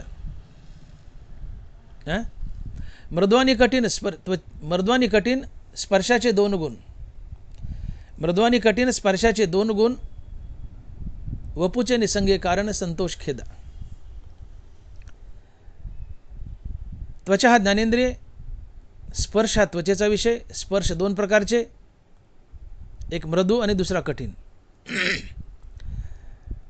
मृदू शब्द त्वचेच्या आवडीचा, मृदू स्पर्श त्वचेच्या आवडीचा विषय, कठीण स्पर्श त्वचेच्या नावडीचा विषय. मृदू स्पर्श त्वचेच्या आवडीचा विषय आणि कठीण स्पर्श त्वचेच्या नावडीचा विषय. आई आहे, पत्नी आहे, कुणी असो, तुमच्या पाठीवर हात फिरवलाय, मृदू हात फिरवलाय, प्रेमळ हात फिरवलाय, प्रेमाने हात फिरवलाय, तुम्हाला गोड वाटतं. ज्याने प्रेमाने हात फिरवलाय, मृदू स्पर्श दिलाय त्वचेला, त्याच्याबद्दल राग, रागातून प्रीती प्रेम, राग म्हणजेच प्रीती प्रेम, रागातून प्रीती प्रेम, त्यातून सद्वर्तन, सद्वर्तनातून पुण्याचा जन्म. पुण्य म्हणलं की संसार बंधन. आता तीच आई आहे, तीच आई आहे, त्या पोराला लाकडाने हाणले, काठीने हाणले, चपलाने हाणले, बदाडले. पण आई जरी असली तर त्वचेला कठीण स्पर्श आवडत नाही. तात्काळ त्या मुलाला आईबद्दल द्वेषातून क्रोध, क्रोधातून गलिच्छ वर्तन, आईची मुलाची बाचाबाची, गैरवर्तन, पापाचा जन्म. पुण्य आणि पाप म्हणलं की संसार बंधन आलंच. मृदू आणि कठीण स्पर्शाचे 2 गुण चेत वपुचेने संगे कारण संतोष खेदा. ज्ञानोबराय. त्वचेला मृदू स्पर्श आवडतो, कठीण स्पर्श आवडत नाही. मृदू स्पर्शातून राग, रागातून प्रीतिप्रेम, सद्वर्तन, पुण्य. कठीण स्पर्शातून द्वेष, त्यातून क्रोध, क्रोधातून गलिच्छ वर्तन, त्यातून पाप, पापातून संसार बंधन. पुण्य आणि पाप म्हणलं की संसार बंधन आलंच. आगा कर्मे जे उरावे तर ती सुखदुःखी फळावे आणि तया ते भोगावाया यावे देहा एका. पुण्य आणि पाप म्हणलं की ते तुम्हाला संसार बंधनात बांधणारच. थोडेही पाप पुण्य शिल्लक असेल तर भोगण्यासाठी पुन्हा पुन्हा जन्म धरावे लागतात, संसार बंधनात अडकावं लागतं. आणि म्हणून ज्ञानेंद्रियाचे विषय भोगू नका. जीवनात पाप पुण्याची निर्मिती होणार नाही. तुम्ही ज्ञानेंद्रियाचे विषय भोगले तर त्यातून पाप पुण्याची निर्मिती होईल. हे पाप पुण्य तुम्हाला संसारात बांधेल. परंतु विष्णुदास अर्थात हरिभक्त हे ज्ञानेंद्रियाचे विषय भोगत नाहीत. त्यांनी विषय जिंकलेले असतात. विष्णुदास ज्ञानेंद्रियाचे विषय भोगत नाहीत आणि म्हणून त्यांच्या जीवनात पाप पुण्याची निर्मिती होत नाही. आणि पाप पुण्य जीवनात निर्माण नाही झालं की तुम्ही मुक्त होता. आणि म्हणून विष्णुदास यमासोबतची कुस्ती जिंकतात. ते झुंजार आहेत. विष्णुदास झुंजार आहेत. यमासोबत झुंज देत आहेत. मृत्यूवर विजय मिळवतात. कशा प्रकारे? तर पाप पुण्य अंगी नातळे त्या. विष्णुदास आपल्या जीवनात पाप पुण्य येऊ देत नाहीत. का? तर ते ज्ञानेंद्रियाचे विषय भोगत नाहीत. ज्ञानेंद्रियाचे विषय भोगले नाही की जीवनात पाप पुण्य येत नाही. जीवनात पाप पुण्य नाही आलं तर संसार बंधन टळतं. तुम्ही मुक्त होता. तुम्ही यमासोबतची कुस्ती जिंकता, मृत्यूवर विजय मिळवता. म्हणून झुंजार ते एक विष्णुदास जगी, पाप पुण्य अंगी नातळे त्या. ज्ञानेंद्रियाचे विषय भोगू नका. जीवनात पाप पुण्य येणार नाही. मृत्यूवर विजय मिळाल, यमासोबतची कुस्ती जिंकाल. आपण काय बोललो की जीवनात पाप पुण्य 2 गोष्टीमुळे येतं. एक ज्ञानेंद्रियाचे विषय भोग आणि दुसरं बऱ्या वाईट कर्मामुळं. तर ज्ञानेंद्रियाचे विषय भोगू नका. जीवनात पाप पुण्य येणार नाही. मृत्यूवर विजय मिळवाल. आता दुसरं कारण पाप पुण्य येण्याचं ते आहेत कर्म. कर्म एकूण 4 प्रकारचे. नित्यनैमित्तिक कर्म, काम्य कर्म आणि निषिद्ध कर्म. नित्यकर्म म्हणजे आपण जी रोज कर्म करतो, आपला व्यवसाय, नोकरी, धंदा, शेती, बाडी जे काय असेल रोजचं, ज्याला ड्युटी म्हणावं आपली, रोजचं दैनंदिन कर्म ते नित्यकर्म. आणि नैमित्तिक कर्म प्रसंगानुसार नित्यकर्मातच जी वाढ होते ते नैमित्तिक कर्म. एखादा पाहुणा घरी आलाय, आपल्या स्वयंपाकात त्याच्या 2 भाकरी वाढवल्या, हे नैमित्तिक कर्म. कुठं तुम्ही देवपूजेला गेले, एखादं देवकार्य केलंय, आहे त्या नित्यकर्मात थोडीशी वाढ, ते नैमित्तिक कर्म. कुठल्याही कारणामुळे नित्यकर्मात होणारी वाढ ते नैमित्तिक कर्म. काम्यकर्म म्हणजे मला विशेष प्रकारचं पुण्य प्राप्त व्हावं, मी स्वर्गाला जावं, अशा कामनेने प्रेरित होऊन मोठा यज्ञ करणे, शेतीदान करणे, बगीचे लावणे, आड विहिरी खोदून देणे, तळेच बांधणे, मोठे मोठे यज्ञ करणे, दानधर्म करणे, हे काम्यकर्म. मला पुण्य मिळावं, मी स्वर्गाला जावं या भावनेने प्रेरित होऊन केलेलं काम्यकर्म असतं. आणि निषिद्ध कर्म म्हणजे या जगात जेवढी काय वाईट, घाणेरडी, गलिच्छ कर्म आहे ते निषिद्ध कर्म. कुठलंही वाईट कर्म, कुठलंही वाईट कर्म ते पीडादायक असो, म्हणजे लांडी लबाडी, भ्रष्टाचार, करप्शन, परद्रव्य पडणारीचा अभिलाष, हाणणं मारणं, खुणं, डाके, चोऱ्या, अतिशय घाणेरडी, कुठलंही घाणेरडं वाईट कर्म हे निषिद्ध कर्म आहे. निषिद्ध कर्मातून पाप जन्माला येतं, काम्यकर्मातून पुण्य जन्माला येतं. नित्यनिमित्ती कर्मातूनही पुण्य जन्माला येतं. मग नित्यनिमित्ती कर्म करा, पण त्यातून उत्पन्न होणारं पुण्य भगवंताला अर्पण करा. काम्यकर्म करूच नका, तुमच्याकडे पुण्य येणार नाही. आणि निषिद्ध कर्म करू नका, तुमच्याकडे पाप येणार नाही. झालं जीवन पाप पुण्य रहित. निषिद्ध कर्मातून पाप जन्म घेतं. निषिद्ध कर्म करूच नका, तुमच्याकडे पाप येणार नाही. काम्यकर्मही करू नका, तुमच्याकडे पुण्य येणार नाही. नित्यनिमित्ती कर्म आवर्जून करा, पण त्यातून उत्पन्न होणारं पुण्य भगवंताला अर्पण करा. चित्त दिजे नित्यनैमित्तिका परी फळा कीजे असे का वाताचे वाणी. नित्यनैमित्तिक कर्मातूनही पुण्याचा जन्म होतो, पण ते पुण्य भगवंताला अर्पण करा. अर्थात आपली प्रत्येक क्रिया ईश्वरार्पण बुद्धीनं करा, ते कर्म आपोआप देवाला जाईल. कळालं? निषिद्ध कर्म करू नका, पाप तुमच्याकडे येणार नाही. काम्यकर्म करू नका, पुण्य तुमच्याकडे येणार नाही. नित्यनैमित्तिक कर्म आवर्जून करा. या नित्यनिमित्त कर्मातून निर्माण होणारं पुण्य भगवंताला अर्पण करा. तुमच्या पदरी आता पापही नाही, पुण्य नाही. जीवन पाप पुण्यरहित झालं. आणि अशी पाप पुण्यरहित अवस्था जीवनात येणं, याला ज्ञानोबा म्हणतात की ऐसी कर्मसाम्य दशा ते तर होई विरेशा, मग श्री गुरु अपेसा भेटेची गा. तुमच्या जीवनात पाप पुण्य झिरो झालं म्हणजे कर्मसाम्य दशा आली. पापही नाही, पुण्य नाही. जीवनात पाप पुण्य अजिबात नाही. पाप शून्य, पुण्य शून्य. पाप शून्य, पुण्य शून्य. तुमच्या जीवनात पाप पुण्य शिल्लक नाही. आता श्रीगुरु तुम्हाला शोधत येतो. आत्मज्ञान तुम्हाला शोधत येतं. वैराग्य तुम्हाला शोधत येतं. आणि या सगळ्या गोष्टी तुम्हाला मुक्त करतायत. ज्ञानोबा साक्ष देत आहेत. ऐसी कर्मसाम्य दशा होय ते विरेशा, मग श्रीगुरु अपेसा भेटेची गा. श्रीगुरु भेटला का येऊनी फळाचा गडू, पारुशवी किडीची वाडू, श्रीगुरु भेटोनी करी पाडू बुभुत्सू जैसा. श्रीगुरु भेटोनी करी पाडू बुभुत्सू जैसा. जीवनात पुण्य नाही, पाप नाही, ही कर्मसामदेश आहे. पाप नाही, पुण्य नाही. जीवनात श्रीगुरु स्वतःहून तुम्हाला शोधत येतो. ऐशी कर्मसाम्य दशा होय ते विरेशा, मग श्रीगुरु अपेसा भेटेची का. श्रीगुरु आपाप तुम्हाला शोधत येतो. अहम ब्रह्मास्मी या महावाक्याचं श्रवण करतो, तुम्हाला मुक्ती देतो. जन्ममनाच्या फेऱ्यातून बाहेर काढतो. जिंकली जन्ममनाची लढाई. यमाला हरवलं. आलं लक्षात?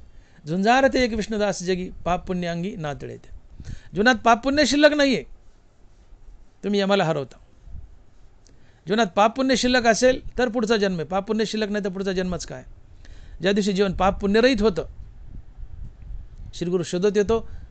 अहम ब्रह्मास्मी या महावाक्याचं श्रवण करून तुम्हाला मुक्ती देतो. माझ्या विठोबाचा कैसा प्रेमभाव, आपणचे देव होय गुरु. तुम्ही सदशिष्य बना, सद्गुरू आपाप शोधत येतो. तुम्हाला सद्गुरू शोधायची गरज नाही. तुम्ही सदशिष्य बना. आणि सदशिष्य तो असतो की ज्याचं जीवन पाप पुण्यरहित झाले. जीवनात नगभरही पुण्य नाही, नगभरही पाप नाही. तुमचा पुढचा जन्ममनाचा प्रवास थांबतो. तुम्ही मुक्त होता. आणि म्हणून जीवन पाप पुण्यरहित होण्यासाठी आयुष्यभर केलेली रामनामाची साधना म्हणजेच परमार्थ. जीवन पाप पुण्यरहित करा. तुम्हाला श्रीगुरु शोधत येतो. तुम्हाला आत्मज्ञान शोधत येतं. ज्ञानोबा लिहित आहेत, मग सस्य फळपाकात निमालिया कर्मजात आत्मज्ञान गिवंसित अपेसे. आलं आत्मज्ञान. ऐशी कर्मसाम्य दशा होय ते विरेशा, मग श्रीगुरु अपेसा भेटेची गा. आला श्रीगुरु. वैराग्य शोधत येतं. नामे होय जे विरक्त, नामे निर्मळ होय चित्त, नामे साधे गुणातीत, नामे निर्मुक्त भवपाश. नामे होय जे विरक्त. आलं वैराग्य. पुन्हा ज्ञानोबारास लिहित आहेत, म्हणून ये पूजे रिजलेनी आत्मराजे, वैराग्य सिद्धी देजे पसाय तया. आलं वैराग्य. तया सर्वात्मका ईश्वरा, स्वकर्म कुसुमाची विरा, पूजा केली होय अपारा तोषा लागे. आपलं प्रत्येक कर्म देवाची पूजा म्हणून करा. सकाळची 10-5 फुलं झेंडूची तर देवाला जरूर व्हा पूजा करताना, पण आपल्या स्वकर्माची सुंदर फुलं देवाला व्हा. ही स्वकर्माची फुलं देवाला वाहिली, अर्थात आपलं कर्म देवाची पूजा म्हणून केली, आपलं कर्म देवाची पूजा म्हणून केली, आपल्या कर्माचीच फुलं देवाला वाहिली, कर्म देवाची पूजा म्हणून केली, तर देव या कर्माच्या पूजेने संतुष्ट होतो आणि या बदल्यात तुम्हाला वैराग्य देतो. म्हणून हे पूजे रिजलेनी आत्मराजे वैराग्य सिद्धी दे जे पसायतया. तुमच्या जीवनात वैराग्य आलं, श्रीगुरु आला, आत्मज्ञान आलं, तर मी मुक्त झाले. हे कशामुळे घडलं? जीवन पाप पुण्यरहित झाल्यामुळं. जीवन पाप पुण्यरहित झाल्यामुळं. जीवन पाप पुण्यरहित करा, श्रीगुरु शोधत येतो. जीवन पाप पुण्यरहित करणं ही कर्मसाम्य दशा आहे. आणि ज्ञानोबा राहिली जात की ऐसी कर्मसाम्य दशा होय ते विदेशा, मग श्रीगुरु आपेसा भेटेची का. ज्या दिवशी जीवन पाप पुण्यरहित होतं त्या दिवशी श्रीगुरु शोधत येतो, अहम ब्रह्मास्मी या महावाक्याचं श्रवण करतो आणि तुम्हाला मुक्त करतो. आणि तुम्ही मुक्त होणं म्हणजेच यमासोबतची कुस्ती जिंकणं. का जिंकली? तर जीवन पाप पुण्यरहित झाले. अर्थात पाप पुण्य तुमच्या अंगाला येऊन चिटकलं नाही. म्हणून तुकोबाराय म्हणतात की पाप पुण्य अंगी ना तळे त्या, झुंजारते एक विष्णुदास जगी, पाप पुण्य अंगी ना तळे त्या. तुमचं जीवन पाप पुण्यरहित झाले. मागचं संचित आहे ते या जन्मात प्रारब्ध बनून आले, ते भोगून संपवले. नरबारा लिहित आहेत, धरवणी वेचे सरे भोगे ते प्राचीन पुरे, नवे तव नव उपकरे काहीची करू. घरात साठवलेलं रांजणातलं पाणी वापरून संपतं, तसं संचित प्रारब्ध होऊन आलं, हे प्रारब्ध भोगून संपवलं. संचित संपलं, प्रारब्ध संपलं, का ते भोगून संपवलं. क्रियामान हातून घडतच नाही, कारण आम्ही पापुण्य आमच्याकडे येऊ देत नाहीत, म्हणून क्रियामान हातून घडत नाही. क्रियामान नाही तर पुढच्या जन्मासाठी संचित नाही आणि प्रारब्ध नाही. मग पापुण्यरहित जीवन झाले. पापुण्य जीवनात शिल्लक नाही, पापुण्य जीवनात शिल्लक नाही, तर जीवन पाप पुण्यरहित झाले. आणि जीवन पाप पुण्यरहित झाले तर पुढचा जन्म लाभेलच कसा? पुढच्या जन्मात बांधण्यासाठी पाप पुण्य शिल्लक असावं लागतं. आगा कर्मे जेवरावे तैतीही सुखदुःखी फळावे तया ते भोगावाया यावे देहा एका. पाप पुण्य शिल्लक असेल या जन्मात तर पुढचा जन्म लाभतो, संसार बंधनात अडकावं लागतं. पण आता जीवनात पाप पुण्यच राहिलं नाही तर पुढचा जन्म लाभतच नाही, तुम्ही मुक्त होता. पाप पुण्यरहित अवस्था जीवनात येते. अशी पाप पुण्यरहित अवस्था जीवनात येणे याला तुकोबाराय म्हणतात की पाप पुण्य अंगी नातळे त्या. अर्थात जीवनात पाप पुण्य शून्य झालं, जीवन पाप पुण्य रहित झालं, तर तुम्ही यमासोबतची कुस्ती जिंकली. तुम्ही यमासोबतची कुस्ती जिंकली, अर्थात जीवन मरणाच्या फेऱ्यातून बाहेर पडले. तुम्ही मृत्यूवर विजय मिळवला. आणि मृत्यूवर विजय मिळवणं हीच खरी कुस्ती असते. हेच आम्हाला हरवणं असतं आणि हेच आमचं झुंजारपण असतं. आणि म्हणून तुकोबाराय म्हणतात की झुंजारते एक विष्णुदास जगी, झुंजारते एक विष्णुदास जगी, पाप पुण्यांगी नातळे त्या. पाप पुण्यांगी नातळे त्या. जीवन पाप पुण्यरहित करा. भगवंत गीतेच्या शेवटी अर्थात ज्ञानोबाराय ज्ञानेश्वरीच्या शेवटी भगवंतानं आम्हाला एक फार मौलिक सल्ला दिलाय. तो सल्ला सांगतायत. भगवंत म्हणतायत की मनोनी फळी लागू सांडोनी देह संगू, कर्मे करावी चांगू हा निरोप माझा. जो जीव बंदे सिनेला सुटके जाचे आपुला, तेने पुढती या बोला आनन कीजे. आपल्या सोडवणे मुमुक्षु जो जागो जाणे, तया सर्वस्वी करणे हेची एक. भगवंताने या 3 वयातून आम्हाला असा उपदेश केलाय. भगवंत म्हणतात की मनोनी फळी लागू सांडोनी देह सांगू, कर्मे करावी चांगू हा निरोप माझा. की बाबांनो, मी तुम्हाला फार चांगला निरोप देऊन जातो, तो माझा निरोप ऐका. काय? की मनोनी फळी लागू सांडोनी देह सांगू, कर्मे करावी चांगू हा निरोप माझा. फलत्यागयुक्त कर्म करा. हे कर्म मी करतोय आणि याचं फळ मला मिळावं ही भावना ठेवू नका. कारण कर्म मी करतोय आणि त्याचं फळ मला मिळावं ही भावना ठेवली की तुम्ही संसार बंधनात बांधल्या जाता. तैसा कर्तृत्वाचा मधू आणि फळभोगाचा आस्वादू या दोहीचा नाव बंधू कर्माचा की. हे कर्म मी केलं आणि त्याचं फळ मला मिळावं ही भावना मनात ठेवली की तुम्ही संसार बंधनात अडकले जातात. आणि म्हणून भगवंत म्हणतात की म्हणून फळी लागू सांडोनी देह सांगू कर्मे करावी चांगू हा निरोप माझा. कर्म करताना हे कर्म मी करतोय त्याचं फळ मला मिळावं ही भावना ठेवू नका. त्याचं पुण्य आपोआप भगवंताला जाईल. ते पुण्य तुम्हाला संसारात बांधणार नाही. कर्माचं फळ पाप पुण्य असते, पैसा वगैरे नव्हे. कर्मातून पाप पुण्य जन्माला येतं आणि कर्मातून जन्माला आले पाप पुण्य तुम्हाला संसारात बांधतं. तर तुम्ही कर्म केल्यानंतर जे पुण्य निर्माण होतं त्या पुण्याची अपेक्षा करू नका. हे पुण्य मला मिळावं ही भावना ठेवू नका. एखाद्या माणसाला भिकाऱ्याला तुम्ही दान केलं, मी पांडुरंगाला दान केलं ही भावना ठेवा. ते कर्माचं पुण्य आपोआप भगवंताला जातं. म्हणूनच मी बोलून गेलो की मी कर्म करता येते सांडोन या निज चित्ते भगवतरूप भाविता भूते ब्रह्मार्पण ते होय कर्म. या कर्माचा करता मी आहे, याचं फळ मला मिळावं ही भावना ठेवू नका. आणि ज्याच्यासाठी कर्म करता त्याला देव समजा. त्या कर्माचं पुण्य त्या कर्माचं फळ आपोआप देवाला जातं. ते पुण्य तुम्हाला संसारात बांधत नाही. म्हणून फलत्यागयुक्त कर्म करा. कर्म मोठी गमतीची आहेत. कर्मच संसारात बांधतात, कर्मच संसारातून सोडवतात. ज्ञानोबा लिहित आहेत पडतया पृथ्वीच कळवळली बुडतया नदीच धावी नली मृत्यूने आयुष्य वर्दी दिली मरतया जीवी. एखादा मनुष्य पृथ्वीवर पळतोय, पळता पळता पडलाय, पृथ्वीनंच यावं त्याला उठून उभं करावं. काय गंमत आहे. पृथ्वीवर पळतोय, ठेस लागलाय, पडला आणि पृथ्वी चालीन त्याला उठून उभं केलंय.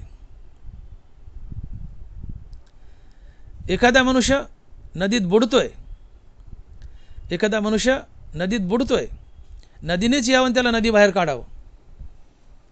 तसं एखादा मनुष्य कर्मात बुडतोय, कर्मानाच यावं त्याला कर्माच्या बाहेर काढावून कर्मबंधनातून सोडावं. एखादा मनुष्य नदीत बुडतोय, नदीनंच यावं आणि त्याला नदी बाहेर काढावं. एखादा मनुष्य कर्मबंधनात बुडतोय, कर्मानंच यावं आणि त्या कर्मानेच त्याला कर्मबंधनातून बाहेर काढावं. आणि म्हणून ज्ञानोबा लिहित आहेत की तैसे कर्मे कर्मबद्धता मुमुक्षु सोडविले पंडूसुता जसा रसरीती मरता राखीला विषय. कर्मे कर्मबद्धता मुमुक्षु सोडविले पंडूसुता तसा रसरीती मरता राखीला विषय. मनुष्य नदीत बुडतोय, नदीनंच यावं त्याला नदी बाहेर काढावं. मनुष्य कर्मबंधनात बुडतोय, कर्मानंच यावं त्याला कर्मबंधनातून बाहेर काढावं. जर ती कर्म योग्य हातवटीने केली तर, फलत्यागयुक्त केली तर. आणि म्हणत भगवंत म्हणतात की म्हणून फळी लागू सांडवणी देह सांगू कर्मे करावी चांगू हा निरोप माझा. फलत्यागयुक्त कर्म केली ही कर्मच तुम्हाला संसार बंधनातून सोडवतात. आणि फळाच्या आशेने कर्म केली तर कर्मच तुम्हाला संसार बंधनात बांधतात. म्हणून फळी लागू सांडवणी देह सांगू फलत्यागयुक्त कर्म करा. तसे कर्मे कर्मबद्धता मुमुक्षु सोडविले पंडूसुता जशा रसरीती मरता राखीला विषय. एखाद्या माणसाला साप चावलाय, आम्ही डॉक्टर लोक काय करतो, सलाईनमध्ये सापाचंच विष टाकतो, पण थोडंसं मॉडिफाईड स्वरूपातलं असतंय की ज्याला आम्ही स्नेक व्हेनम म्हणतो. साप चावलेल्या पेशंटला सलाईन लावून त्या सलाईनच्या बाटलीत आम्ही सापाचंच विष टाकतो, थोडं मॉडिफाईड रूपातलं, त्याला स्नेक व्हेनम म्हणतात. अर्थात सापाच्या विषानेच आम्ही विष मारतो.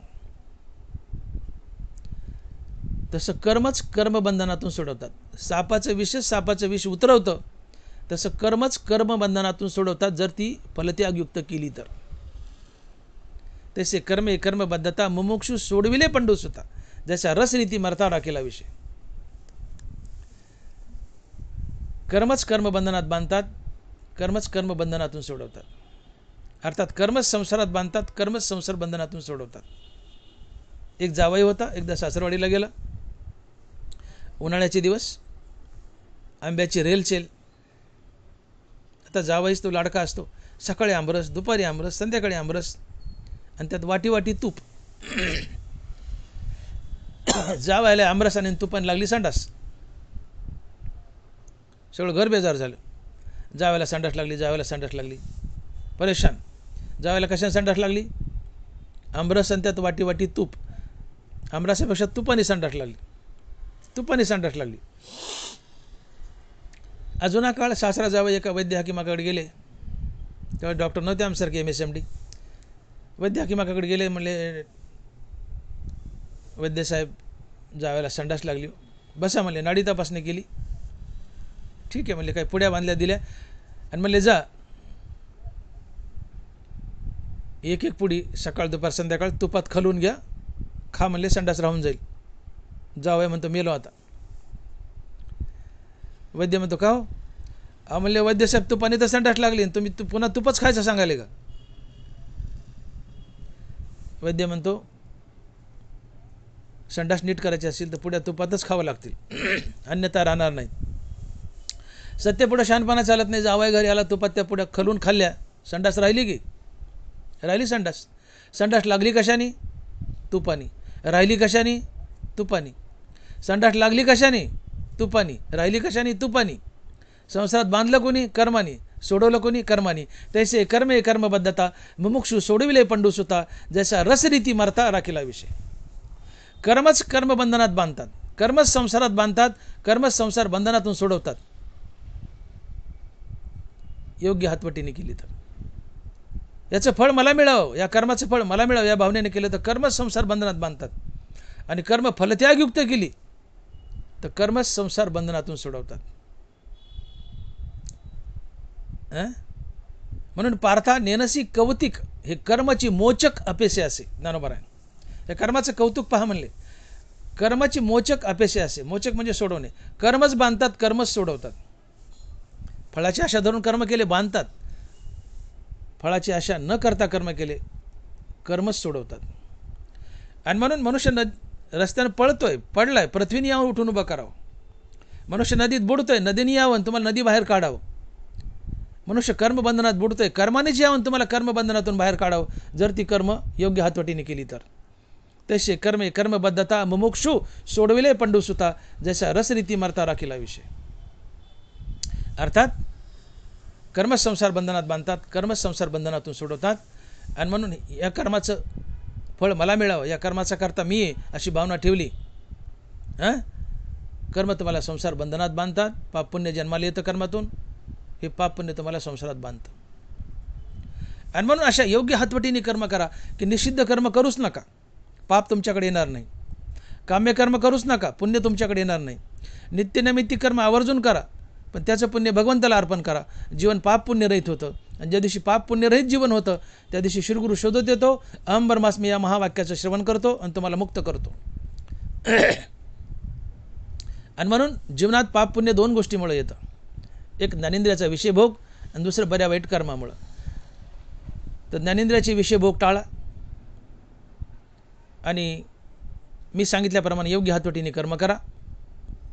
अर्थात निषिद्ध कर्म करू नका, काम्य कर्म करू नका, नित्यनैमित्तिक कर्म करा, त्याचं पुण्य भगवंताला अर्पण करा. आणि सोबत ज्ञानेंद्रियाचे विषय टाळा.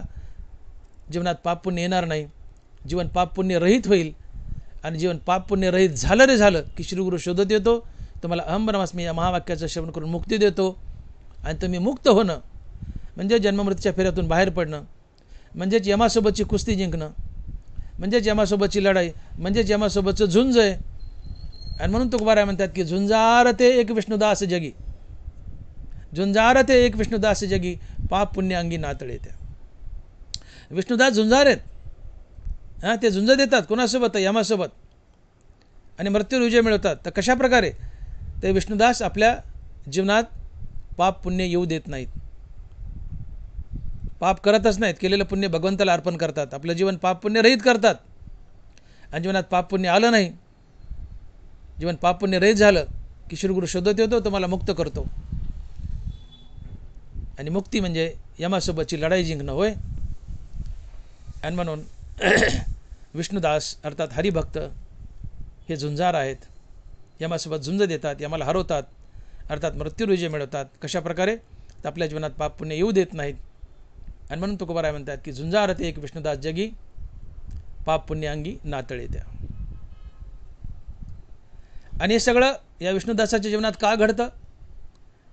तर या विष्णुदासाच्या जीवनामध्ये बसता उठता प्रत्येक क्षणाला बसल्या जागेवर झोपल्या जागेवर त्यांच्या तोंडात गोविंदाचं नाव असतं. हे अभंगाच्या दुसऱ्या चरणात. आणि महाराज लिहितात की गोविंद असनी गोविंद शयनी गोविंद त्या मनी बैसलासी. हे विष्णुदास सारखं बसल्या जागेवर झोपल्या जागेवर गोविंदाचं नाम अर्थात रामकृष्ण नामाचा जाप करतात.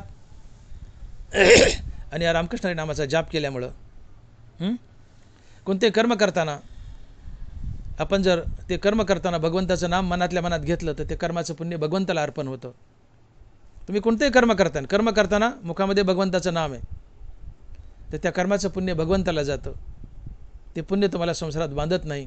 तुमचं जीवन पाप पुण्यरहित होतं. आणि म्हणून हे विष्णुदास बसल्या जागेवर झोपल्या जागेवर कधी गोविंदाचं नामचिंतन करतात आणि आपलं जीवन पाप पुण्यरहित करतात. का तर गोविंदाचं नाम मुखात असेल, कोणतेही कर्म करताना गोविंदाचं नाम मुखात असेल तर त्या कर्माचं पुण्य भगवंताला जातं, जीवन पाप पुण्यरहित होतं. आणि म्हणून या झुंजार अशा विष्णुदासाचं जीवन पाप पुण्यरहित होतं. का तर गोविंद असनी गोविंद शयनी गोविंद त्या मनी बैसलासी. बसल्या जागेवर झोपल्या जागेवर मनातल्या मनात सारखं हे विष्णुदास भगवंताचं नामचिंतन करतात. आणि म्हणून त्यांच्या हातून घडणारं कर्म आणि त्या कर्मातून निर्माण होणारं पुण्य हे भगवंताला आपोआप जातं. त्यांचं जीवन पाप पुण्यरहित होतं. शिवाय तुकोबाराय अभंगाच्या तिसऱ्या चरणात बोलतायत की ऊर्ध्व पुंड्र भाळी कंठी शोभे माळी. ऊर्ध्व पुंड्र भाळी कंठी शोभे माळी कापिजे कळीकाळ तया भेने. हे विष्णुदास आपल्या कपाळाला ऊर्ध्व पुंड्र याचा अर्थ आपण जे कपाळावर इंग्रजी यू टाईप भगवान विष्णूचा गंध लावतो त्याला ऊर्ध्व पुंड्र म्हणतात. हे आम्हाला ऊर्ध्व गतीला म्हणजे सद्गतीला घेऊन जातो हा गंध, म्हणून त्याला ऊर्ध्व पुंड्र म्हटलं आहे. हे विष्णुदास आपल्या कपाळावर भगवान विष्णूचा गंध लावतात यू आकाराचा, ज्याला आपण ऊर्ध्व पुंड्र म्हणतो. आणि गळ्यात तुळशीची माळ घालतात. आणि ही कपाळावरचं ऊर्ध्व पुंड्र पाहून आणि गळ्यातली तुळशीची माळ पाहून यम या विष्णुदासाला थरथर थरथर कापतो.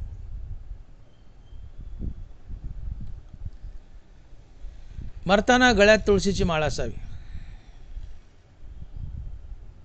एक गोष्ट लक्षात घ्या, मरताना गळ्यात तुळशीची माळ असावी. का तुकोबाराय बोलतायत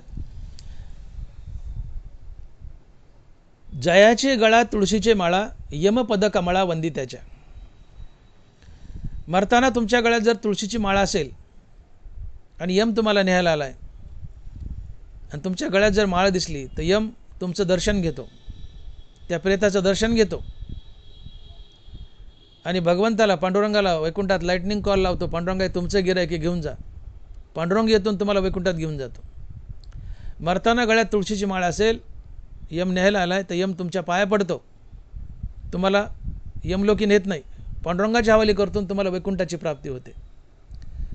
जयाचे गळ्यात तुळशीचे माळा यमपद कमळा वंदित्याच्या. तुकोबाराय मरताना गळ्यात तुळशीची माळा असेल तर यम तुम्हाला नेत नाही, तुम्हाला पांडुरंगाने न्यायला येतं. उलट यम तुमच्या पाया पडतो, पांडुरंगाच्या हवाली करतो, तुम्हाला वैकुंठाची प्राप्ती होते. हा तुळशीच्या माळेचा महिमा आहे. आणि म्हणून माणसाच्या गळ्यात तुळशीची माळ असावी. एखाद्या माणसाला जर आपण म्हणलं का नाही माळ घालणार आहे, ते म्हणतं आपण काय खात नाहीत बा, मला काय माळेची गरज आहे. आपण काय मटण खात नाहीत बा, मला काय माळेची गरज आहे. अरे भल्या माणसा, मटण सोडण्यासाठी तुळशीची माळ नसते. माळ का घालायची त्याचे अनेक कारण आहेत. गळ्यात जर तुळशीची माळ असेल तर लग्न झाल्यानंतर बायकोच्या गळ्यात मंगळसूत्र घातलं, तिथून पुढं बायकोला पोसवण्याची जिम्मेदारी नवऱ्याची. तसं तुम्ही गळ्यात तुळशीची माळ घातली म्हणजे देह पांडुरंगाला समर्पण केला, तिथून पुढं तुम्हाला पोसवण्याची जिम्मेदारी पांडुरंगाची. म्हणून गळ्यात तुळशीची माळ घालायची. दुसरं कारण, तुळशीची माळ हा पांडुरंगाचा सर्वात आवडता दागिना आहे, म्हणून गळ्यात तुळशीची माळ घालायची. तुळशी हारगळा काशे पितांबर, म्हणून तुळशीची माळ घालायची. तिसरं कारण, तुळशीचे काष्ट जपमाळ करी त्याशी प्रसन्न श्रीहरी. जो तुळशीच्या माळेचा जप करतो त्याला श्रीहरी प्रसन्न असतो, म्हणून तुळशीची माळ घालायची. नाथ महाराज. चौथं कारण, माळ का घालावी. चौथं कारण, तुळशी रोपा घाली उदक त्याचे हारती महादोष. ब्रह्मादिका न कळे निशेष जन्म मरण त्या नाही. तुमच्या गळ्यात तुळशीची माळ असेल, रोज सकाळी उठून तुळशीला पाणी घातलं आणि तुळशीला प्रदक्षिणा घातल्या, तुळशीच्या नामाचा जप गेला, तुळशीच्या नामाचा जप केला, तर तुम्ही जन्म मरणाच्या फेऱ्यातून बाहेर पडता. नामदेव महाराज लिहित आहेत, तुळशी रोपा घाली उदक त्याची हारती महादोष. ब्रह्मादिका न कळे निशेष जन्म मरण त्या नाही. गळ्यात तुळशीची माळ असेल, तुम्ही जन्ममृत्यूच्या फेऱ्यातून बाहेर पडता. तुळस तुम्हाला मुक्ती देते, इतकी महान आहे. म्हणून गळ्यात तुळशीची माळ असावी. तुळशीकरिता नमस्कार उतरी पार संसार. गळ्यात तुळस असेल ती तुम्हाला मुक्ती देते. पुढचं कारण, गळ्यात तुळस असेल तर तुमच्या घरात भगवान विष्णू आणि लक्ष्मी येऊन वास करतात, तुम्हाला बरकत देतात. गळ्यात तुळशीची माळ असेल, तुळशीची सेवा केली तर तुमची पापं जातात, तुम्हाला अगणित पुण्य मिळतं. आणि गळ्यात तुळशीची माळ असेल आणि यम न्यायला आलाय तर यम तुमच्या पाया पडतो, तुमचा आत्मा पांडुरंगाच्या हवाली करतो, तुम्हाला वैकुंठाची प्राप्ती होते, तुम्ही जन्म मरणाच्या फेऱ्यातून बाहेर पडता. जयाचे गळ्यात तुळशीची माळा यमपद कमळा वंदी त्याच्या. जयाचे दारी तुळशी वृंदावन, तुळशी वृंदावन ज्याचे द्वारी त्याची प्रसन्न श्रीहरी.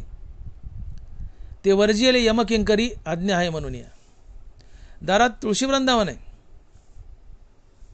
त्याला श्रीहरी प्रसन्न असतो आणि ते घर यमानं वर्ज्य केलेलं असते. ते वर्जियले यमकिंकरी आज्ञा आहे म्हणून या. ज्याच्या दारात तुळशी वृंदावन आहे, गळ्यात तुळशी माळ आहे, त्याला निहायला यम येतच नाही, येतच नाही. त्याच्या किंकरही येत नाहीत. आणि आलाची यम आणि गळ्यात माळ दिसली तर तुमच्या पाय पडतो, निघून जातो आणि तुमचा आत्मा पांडुरंगाच्या हवाली करतो, तुम्हाला वैकुंठाची प्राप्ती होते.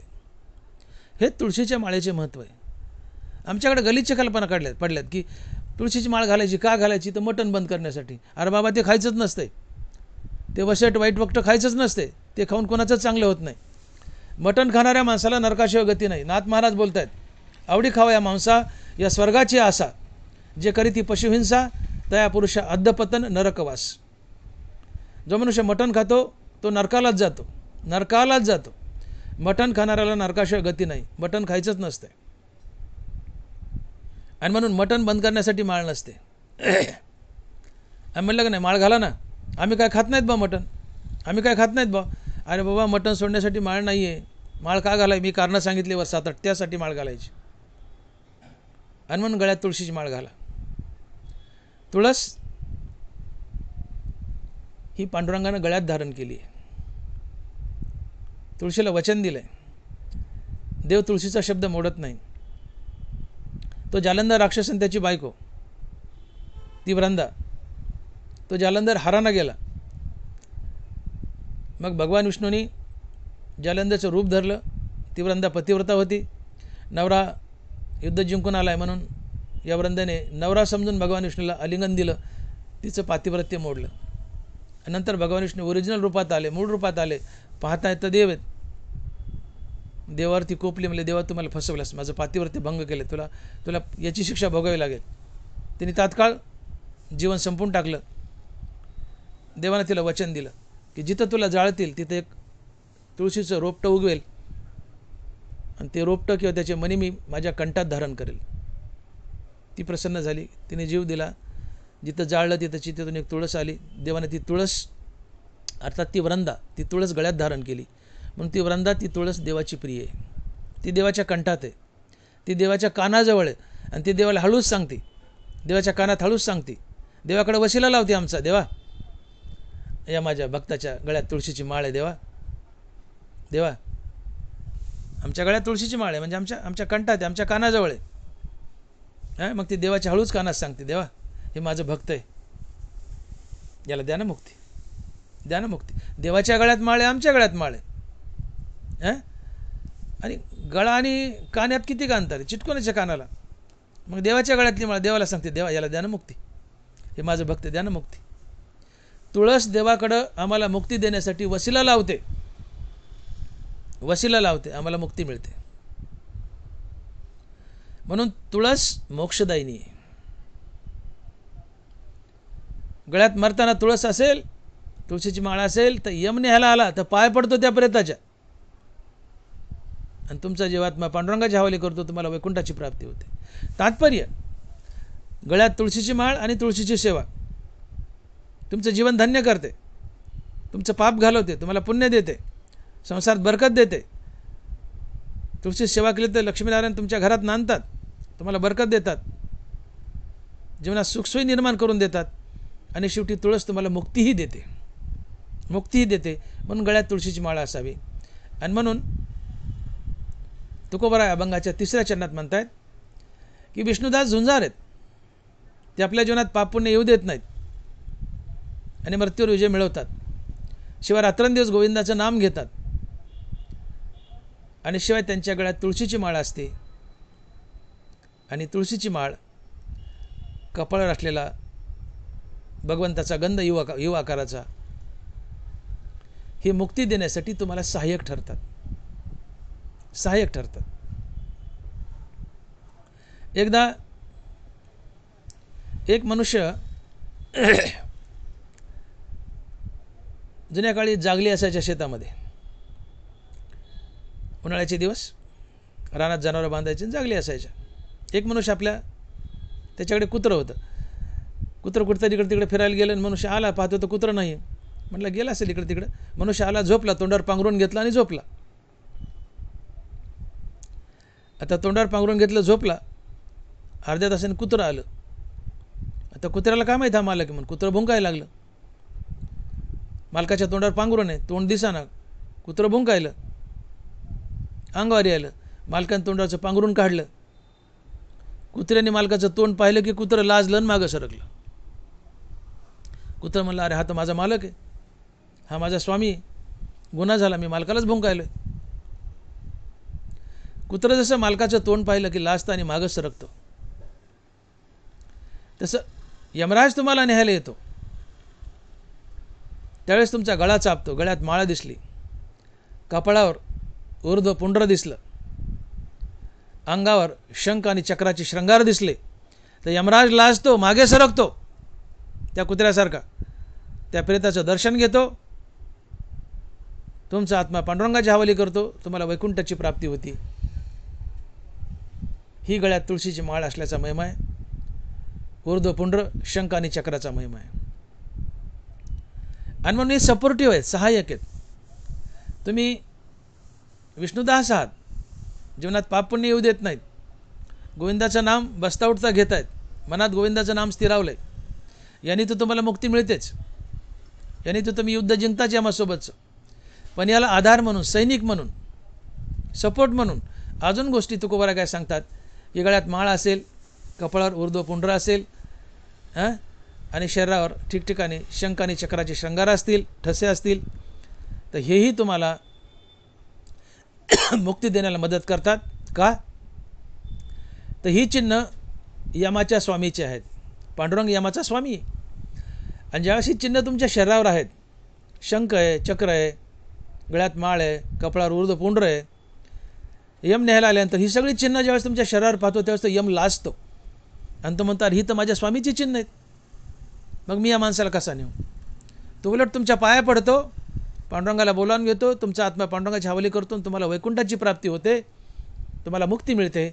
आणि म्हणून कपाळावर ऊर्ध्वपुंड्र नावाचा यू आकार, इंग्रजी यू आकाराचा गंध नेहमी लावा, दररोज लावा, गळ्यात तुळशीची माळ घाला. आणि शेवटच्या चरणात तुकोबारा म्हणतात की शंख आणि चक्र अंगावर धारण करा. महाराज लिहितात की तुका म्हणे शंख चक्राचे श्रंगार, नाम अमृतसार मुखा माझी. तुका म्हणे शंख चक्राचे श्रंगार, नाम अमृतसार मुखा माझी. अर्थात तुम्ही कपाळाला भगवान विष्णूचं चिन्ह आहे, जसं महादेवाचं चिन्ह आहे त्रिपुंड, आडवे तीन बोटं, ते महादेवाचे. तर भगवान विष्णूचं आहे ऊर्ध्वपुंड्र. ऊर्ध्व म्हणजे जे तुम्हाला ऊर्ध्व गतीला नेतं, वैकुंठाला नेतं. आधो म्हणजे खाली, ऊर्ध्व म्हणजे वर, वरच्या गतीला नेतं जे चिन्ह, ते ऊर्ध्वपुंड्र आहे. म्हणून त्याला ऊर्ध्वपुंड्र म्हणतात. ऊर्ध्व म्हणजे वर नेतं, वैकुंठाला नेतं, ते ऊर्ध्वपुंड्र. आपण पंढरपूरला गेले ते मुलं येतात ना ठसे घेऊन, कपाळाला गंध लावते म्हणतात, दॅट इज कॉल्ड एज ऊर्ध्वपुंड्र. ते ऊर्ध्वपुंड्र नावाचा गंध कपाळाला लावा, गळ्यात तुळशीची माळ घाला, आणि अंगावर शंख आणि चक्र, गळ्याला दंडावर शंख आणि चक्राचे ठसे मारा. हे तुमच्या देहावरचे अंगावरचे श्रंगार असतील. हे कंठामध्ये तुळशीची माळ शोभून दिसेल. हे ऊर्ध्वपुंड्र शंख आणि चक्र अंगावर शोभून दिसतील. ही सगळी निशाणी किंवा हे सगळे पांडुरंगाचे अलंकार आहेत. आणि सगळे अलंकार पाहून यम लाजतो. यमाचे किंकर लाजतात की अरे ही सगळी चिन्ह तर माझ्या पांडुरंगाची आहेत. ही सगळी चिन्ह माझ्या स्वामीची आहेत. हा माझ्या स्वामीचा भक्त आहे, मग मी याला कसा नेऊ. यम तुम्हाला नेत नाही, तुम्हाला पांडुरंग न्यायला येतो आणि तुम्हाला वैकुंठाची मुक्तीची प्राप्ती होते. आणि म्हणून नाथ महाराज म्हणतात की आवडे देवासी तो ऐका प्रकार. आवडे देवासी तो ऐका प्रकार. नामाचा उच्चार रात्रंदिवस. तुळशी माळ गळा गोपीचंदन टिळा हृदय कळवळा वैष्णवांचा. देवाला काय आवडतं ते बघा. आवडे देवासी तो ऐका प्रकार. काय? नामाचा उच्चार रात्रंदिवस. रात्रंदिवस हरिनामाचा उच्चार करा. गळ्यात तुळशीची माळ घाला. गोरगरिबाच्या कामी या. कपाळाला ऊर्ध्वपुंड्र राहू द्या आणि अंगावर शंख आणि चक्राचे ठसे असू द्या. या दोन्ही चरणामध्ये तुम्ही ही अलंकार धारण केली, अर्थात गळ्यात तुळशीची माळ आहे, अंगावर शंख चक्राचे ठसे आहेत, मुखात भगवंताचं नाम आहे, तर नाथ महाराज म्हणतात की असा भक्त भगवंताला पूज्य असतो. देव त्याची पूजा करतो. आवडे देवासी तो ऐका प्रकार. नामाचा उच्चार रात्रंदिवस. तुळशी माळ गळा गोपीचंदन टिळा हृदय कळवळा वैष्णवांचा. तो एका जनार्दनी आयशा परी जो राहे तो पूज्य जगी देवासी. तुमच्या गळ्यात तुळशीची माळे, कपाळाला गोपीचंदे किंवा ऊर्ध्वपुंड्र आहे, अंगावर शंख आणि चक्राचे ठसे आहेत, मुखात भगवंताचं नाम आहे, तर भगवंत तुमची पूजा करतो. भगवंत तुमची पूजा करतो, एवढे तुम्ही महान असतात. आणि सगळी चिन्ह मोक्ष देण्याला सहाय्यक ठरतात. जसं राजा आहे स्वतः तर लढतो, पण सैन्य युद्ध जिंकून द्यायला सहाय्यक ठरतं. तसं विष्णुदास हे यमासोबतची कुस्ती कशाच्या बळावर जिंकतात? तर ते आपल्या अंगाला पाप पुण्य लागू देत नाहीत. का? तर विष्णुदास ज्ञानेंद्रियाचे विषय भोगत नाहीत, म्हणून त्यांच्या जीवनात पाप पुण्य येत नाही. विष्णुदास कर्मयोगी हातोटीने करतात, म्हणून त्यांच्या जीवनात पाप पुण्य येत नाही. विष्णुदासाचं जीवन पाप पुण्यरहित झालं.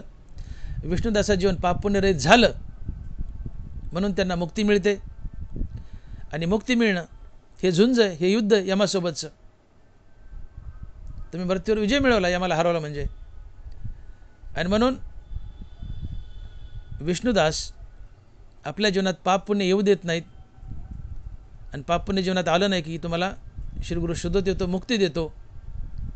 हेच यमासोबतचं झुंज आहे किंवा मृत्यूवर विजय मिळवणं होय. तुमच्या जीवनात पाप पुण्य आलं नाही की तुम्ही मुक्त होताच, यमाला हरवता, मृत्यूवर विजय मिळवता. जीवन पाप पुण्यरहित होणं या बळानेच तुम्ही मुक्त झालेले असतात. परंतु याला सहाय्यक म्हणून, जसं राजाला सहाय्यक म्हणून सैन्य असतं, याला सहाय्यक म्हणून विष्णुदास आपल्या मुखात गोविंदाचं सातत्यानं नामधारण करतो. आपल्या कपाळावर ऊर्ध्वपुंड्र अर्थात भगवंताचा टिळा लावतो, गळ्यात तुळशीची माळ घालतो, अंगावर शंख आणि चक्राचे ठसे मारतो. हे सगळे ठसे अंगावर पाहिले, गळ्यात तुळशीची माळ पाहिली की यम म्हणतो ही माझ्या स्वामीची चिन्ह आहेत. यम म्हणतो मी माझ्या स्वामीच्या भक्ताला कसा नेऊ, म्हणून यम तुमच्या पाय पडतो आणि तुमचा आत्मा पांडुरंगाच्या हवाली करतो. तुम्हाला पांडुरंग न्यायला येतो, पांडुरंग घेऊन जातो, तुम्हाला वैकुंठाची प्राप्ती होती, तुमचं जीवन धन्य होतं, तुम्ही मुक्त होता. आणि हीच यमासोबतची जिंकलेली लढाई असते. आणि म्हणून अंगावर कपाळाला ऊर्ध्वपुंड्र असू द्या, गळ्यात तुळशीची माळ असू द्या, अंगावर शंखचक्राचे ठसे असू द्या, तुम्ही मुक्त व्हाल. आणि म्हणून तुकोबाराय म्हणतात की तुका म्हणे शंखचक्राचे शंगार नामामृत सार मुखा माझी. विठोबाय रखुमाई, जय जय विठोबाय रखुमाई, विठोबाय रखुमाई, जय जय विठोबाय रखुमाई. येतामाती आपण अभंगाचा भावार्थ पाहिलाय. सारांश तुकोबाराय म्हणतात झुंजारते एक विष्णुदास जगी, पाप पुण्य अंगी नातळे त्या. विष्णुदास झुंजार आहेत. विष्णुदास झुंज देतात. कोणाबरोबर? तर यमाबरोबर. यमासोबतची कुस्ती तुम्हा मला प्रत्येकाला जिंकायची. आणि यमासोबतची ही कुस्ती म्हणजे मृत्यूवर विजय मिळवणं. तुम्हा आम्हाला यमासोबत झुंजायचं आहे. आम्ही विष्णुदास आहोत. तुम्हा आम्हाला यमासोबत झुंजायचं आहे आणि यमासोबत झुंजून यमाला हरवायचं आहे आणि यमाला हरवणं म्हणजे मृत्यूवर विजय मिळवणं. जन्ममृत्यूच्या फेऱ्यातून बाहेर पडणं, मुक्त होणं. आणि जन्ममृत्यूच्या फेऱ्यातून बाहेर पडण्यासाठी अर्थात यमाला हरवण्यासाठी आम्हाला एकच करायचं की आमचं जीवन पाप पुण्यरहित करायचं. ज्या दिवशी जीवन पाप पुण्यरहित होतं त्या दिवशी श्रीगुरु शोधत येतो. अहं ब्रह्मास्मी या महावाक्याचं श्रवण करून आम्हाला मुक्त करतो. जीवन पाप पुण्यरहित झालं म्हणजे तुम्ही यमासोबतची कुस्ती जिंकली, अर्थात यमासोबतचं झुंज जिंकलं, मृत्यूवर विजय मिळवला. जीवन पाप पुण्यरहित झालं म्हणजे श्रीगुरु आला आणि तुम्हाला मुक्ती दिली. तुम्ही मुक्त झाले म्हणजेच यमाला हरवलं. हां, यमासोबतचं झुंज जिंकलं, अर्थात मृत्यूवर विजय मिळवला. नुसतं जीवन पाप पुण्यरहित झालं की तुम्ही यमाला हरवलं, तुम्ही मुक्त झाले, यमासोबतचं झुंज जिंकलं, यमासोबतचं झुंज जिंकलं. परंतु हे यमासोबतचं झुंज जिंकण्यासाठी अजून काही सपोर्टिव्ह सहाय्यक गोष्टी लागतात. त्या म्हणजे निरंतर तुम्ही तुमच्या मुखात गोविंदाचं नाव राहू द्या. बसता उठता, बसल्या जागी, झोपल्या जागी, मनातल्या मनात गोविंदाच्या नामाचा जप करा. ही पहिली सपोर्टिव्ह गोष्ट यमासोबतचं युद्ध जिंकण्याला, अर्थात भगवंताचा नामजप सारखं करा. त्यानंतर आपल्या कपाळावर ऊर्ध्वपुंड अर्थात भगवान विष्णूचा टिळा लावा, गळ्यात तुळशीची माळ घाला, अंगावर शंखचक्र यांची ठसे लावा. या सगळ्या गोष्टी यमासोबतची कुस्ती जिंकायला सहाय्यक ठरतील. यम आला ती तुमच्या अंगावर पांडुरंगाचे चिन्ह पाहून तो लाजतो, मागे सरकतो, तुम्हाला पांडुरंगाच्या हवाली करतो, पांडुरंग तुम्हाला वैकुंठाला घेऊन जातो. तात्पर्य जीवन जगताना आम्हाला एक फार मोठं झुंज करायचं आहे. आम्ही विष्णुदास आहोत, विष्णूचे भक्त आहोत. आम्ही साधक असो की सिद्ध असो, सिद्धांना तर ही झुंज जिंकलेच, पण आम्ही साधक आहेत, आम्हाला जिंकायचे. आम्ही विष्णुदास आहोत, साधक आहोत. विष्णुदास दोन प्रकारचे, एक साधक आणि सिद्ध, पण आम्ही साधक आहोत, विष्णुदास आहोत, साधक आहोत. आणि आम्हाला एक झुंज जिंकायचं, एक लढाई जिंकायची. कुणासोबत? यमासोबत. आणि यमासोबतचं झुंज, यमासोबतचं युद्ध आहे मृत्यूवर विजय मिळवणं. तुम्ही तुमच्या जीवनात नाना प्रकारच्या कुस्त्या जिंकल्या, पण तुम्हाला एक महत्त्वाची कुस्ती जिंकायची, ती यमासोबतची, आणि ती आहे मृत्यूवर विजय मिळवणं. आणि हेच झुंज आहे. आणि जो यमासोबत झुंज देतो आणि यमाला हरवतो तो झुंजार असतो, तो विष्णुदास असतो. आणि म्हणून आम्ही विष्णुदास आहोत, आम्हाला यमासोबत झुंज द्यायची आहे. यमासोबत झुंज म्हणजे मृत्यूवर विजय मिळवायचा आणि मुक्त व्हायचं आहे. ते कसं व्हायचं? तर जीवन पाप पुण्यरहित करून व्हायचं आहे. आणि म्हणून सातत्यानं अशी कर्म करा की जीवनात पाप पुण्य येणार नाही. ज्ञानेंद्रियाचे विषय भोगू नका, जीवनात पाप पुण्य येणार नाही. जीवन पाप पुण्यरहित झालं की श्रीगुरु शोधत येईल, तुम्हाला अहं ब्रह्मास्मी या महावाक्याचं श्रवण करून मुक्त करील. आणि तुम्ही मुक्त होणं म्हणजेच मृत्यूवर विजय मिळवणं, जन्ममरणाच्या फेऱ्यातून बाहेर पडणं. आणि जन्ममरणाच्या फेऱ्यातून बाहेर पडणं म्हणजेच यमासोबत दिलेलं झुंज, आणि जो झुंज देतो तो झुंजार. आणि म्हणून झुंजार ते एक विष्णुदास जगी, पाप पुण्य अंगी नातळे त्या. ज्ञानेश्वर माऊली ज्ञानराज माऊली तुकाराम, ज्ञानेश्वर माऊली ज्ञानराज माऊली तुकाराम. जय विठ्ठल जय जय विठ्ठल. बोली लिले कुरे वेळी वाकुडी उत्तरे, करा क्षमा परात महाराज तुम्ही सिद्ध. ज्ञानदेव तुकाराम तुकाराम तुकाराम तुकाराम तुकाराम तुकाराम. पुंडलिक वरदे हरि विठ्ठल श्री ज्ञानदेव तुकाराम. गोपाल कृष्ण भगवान की जय. माऊली ज्ञानेश्वर महाराज की जय. जगद्गुरु तुकाराम महाराज की जय. विठ्ठल विठ्ठल विठ्ठल विठ्ठल विठ्ठल विठ्ठल विठ्ठल विठ्ठल विठ्ठल विठ्ठल विठ्ठल.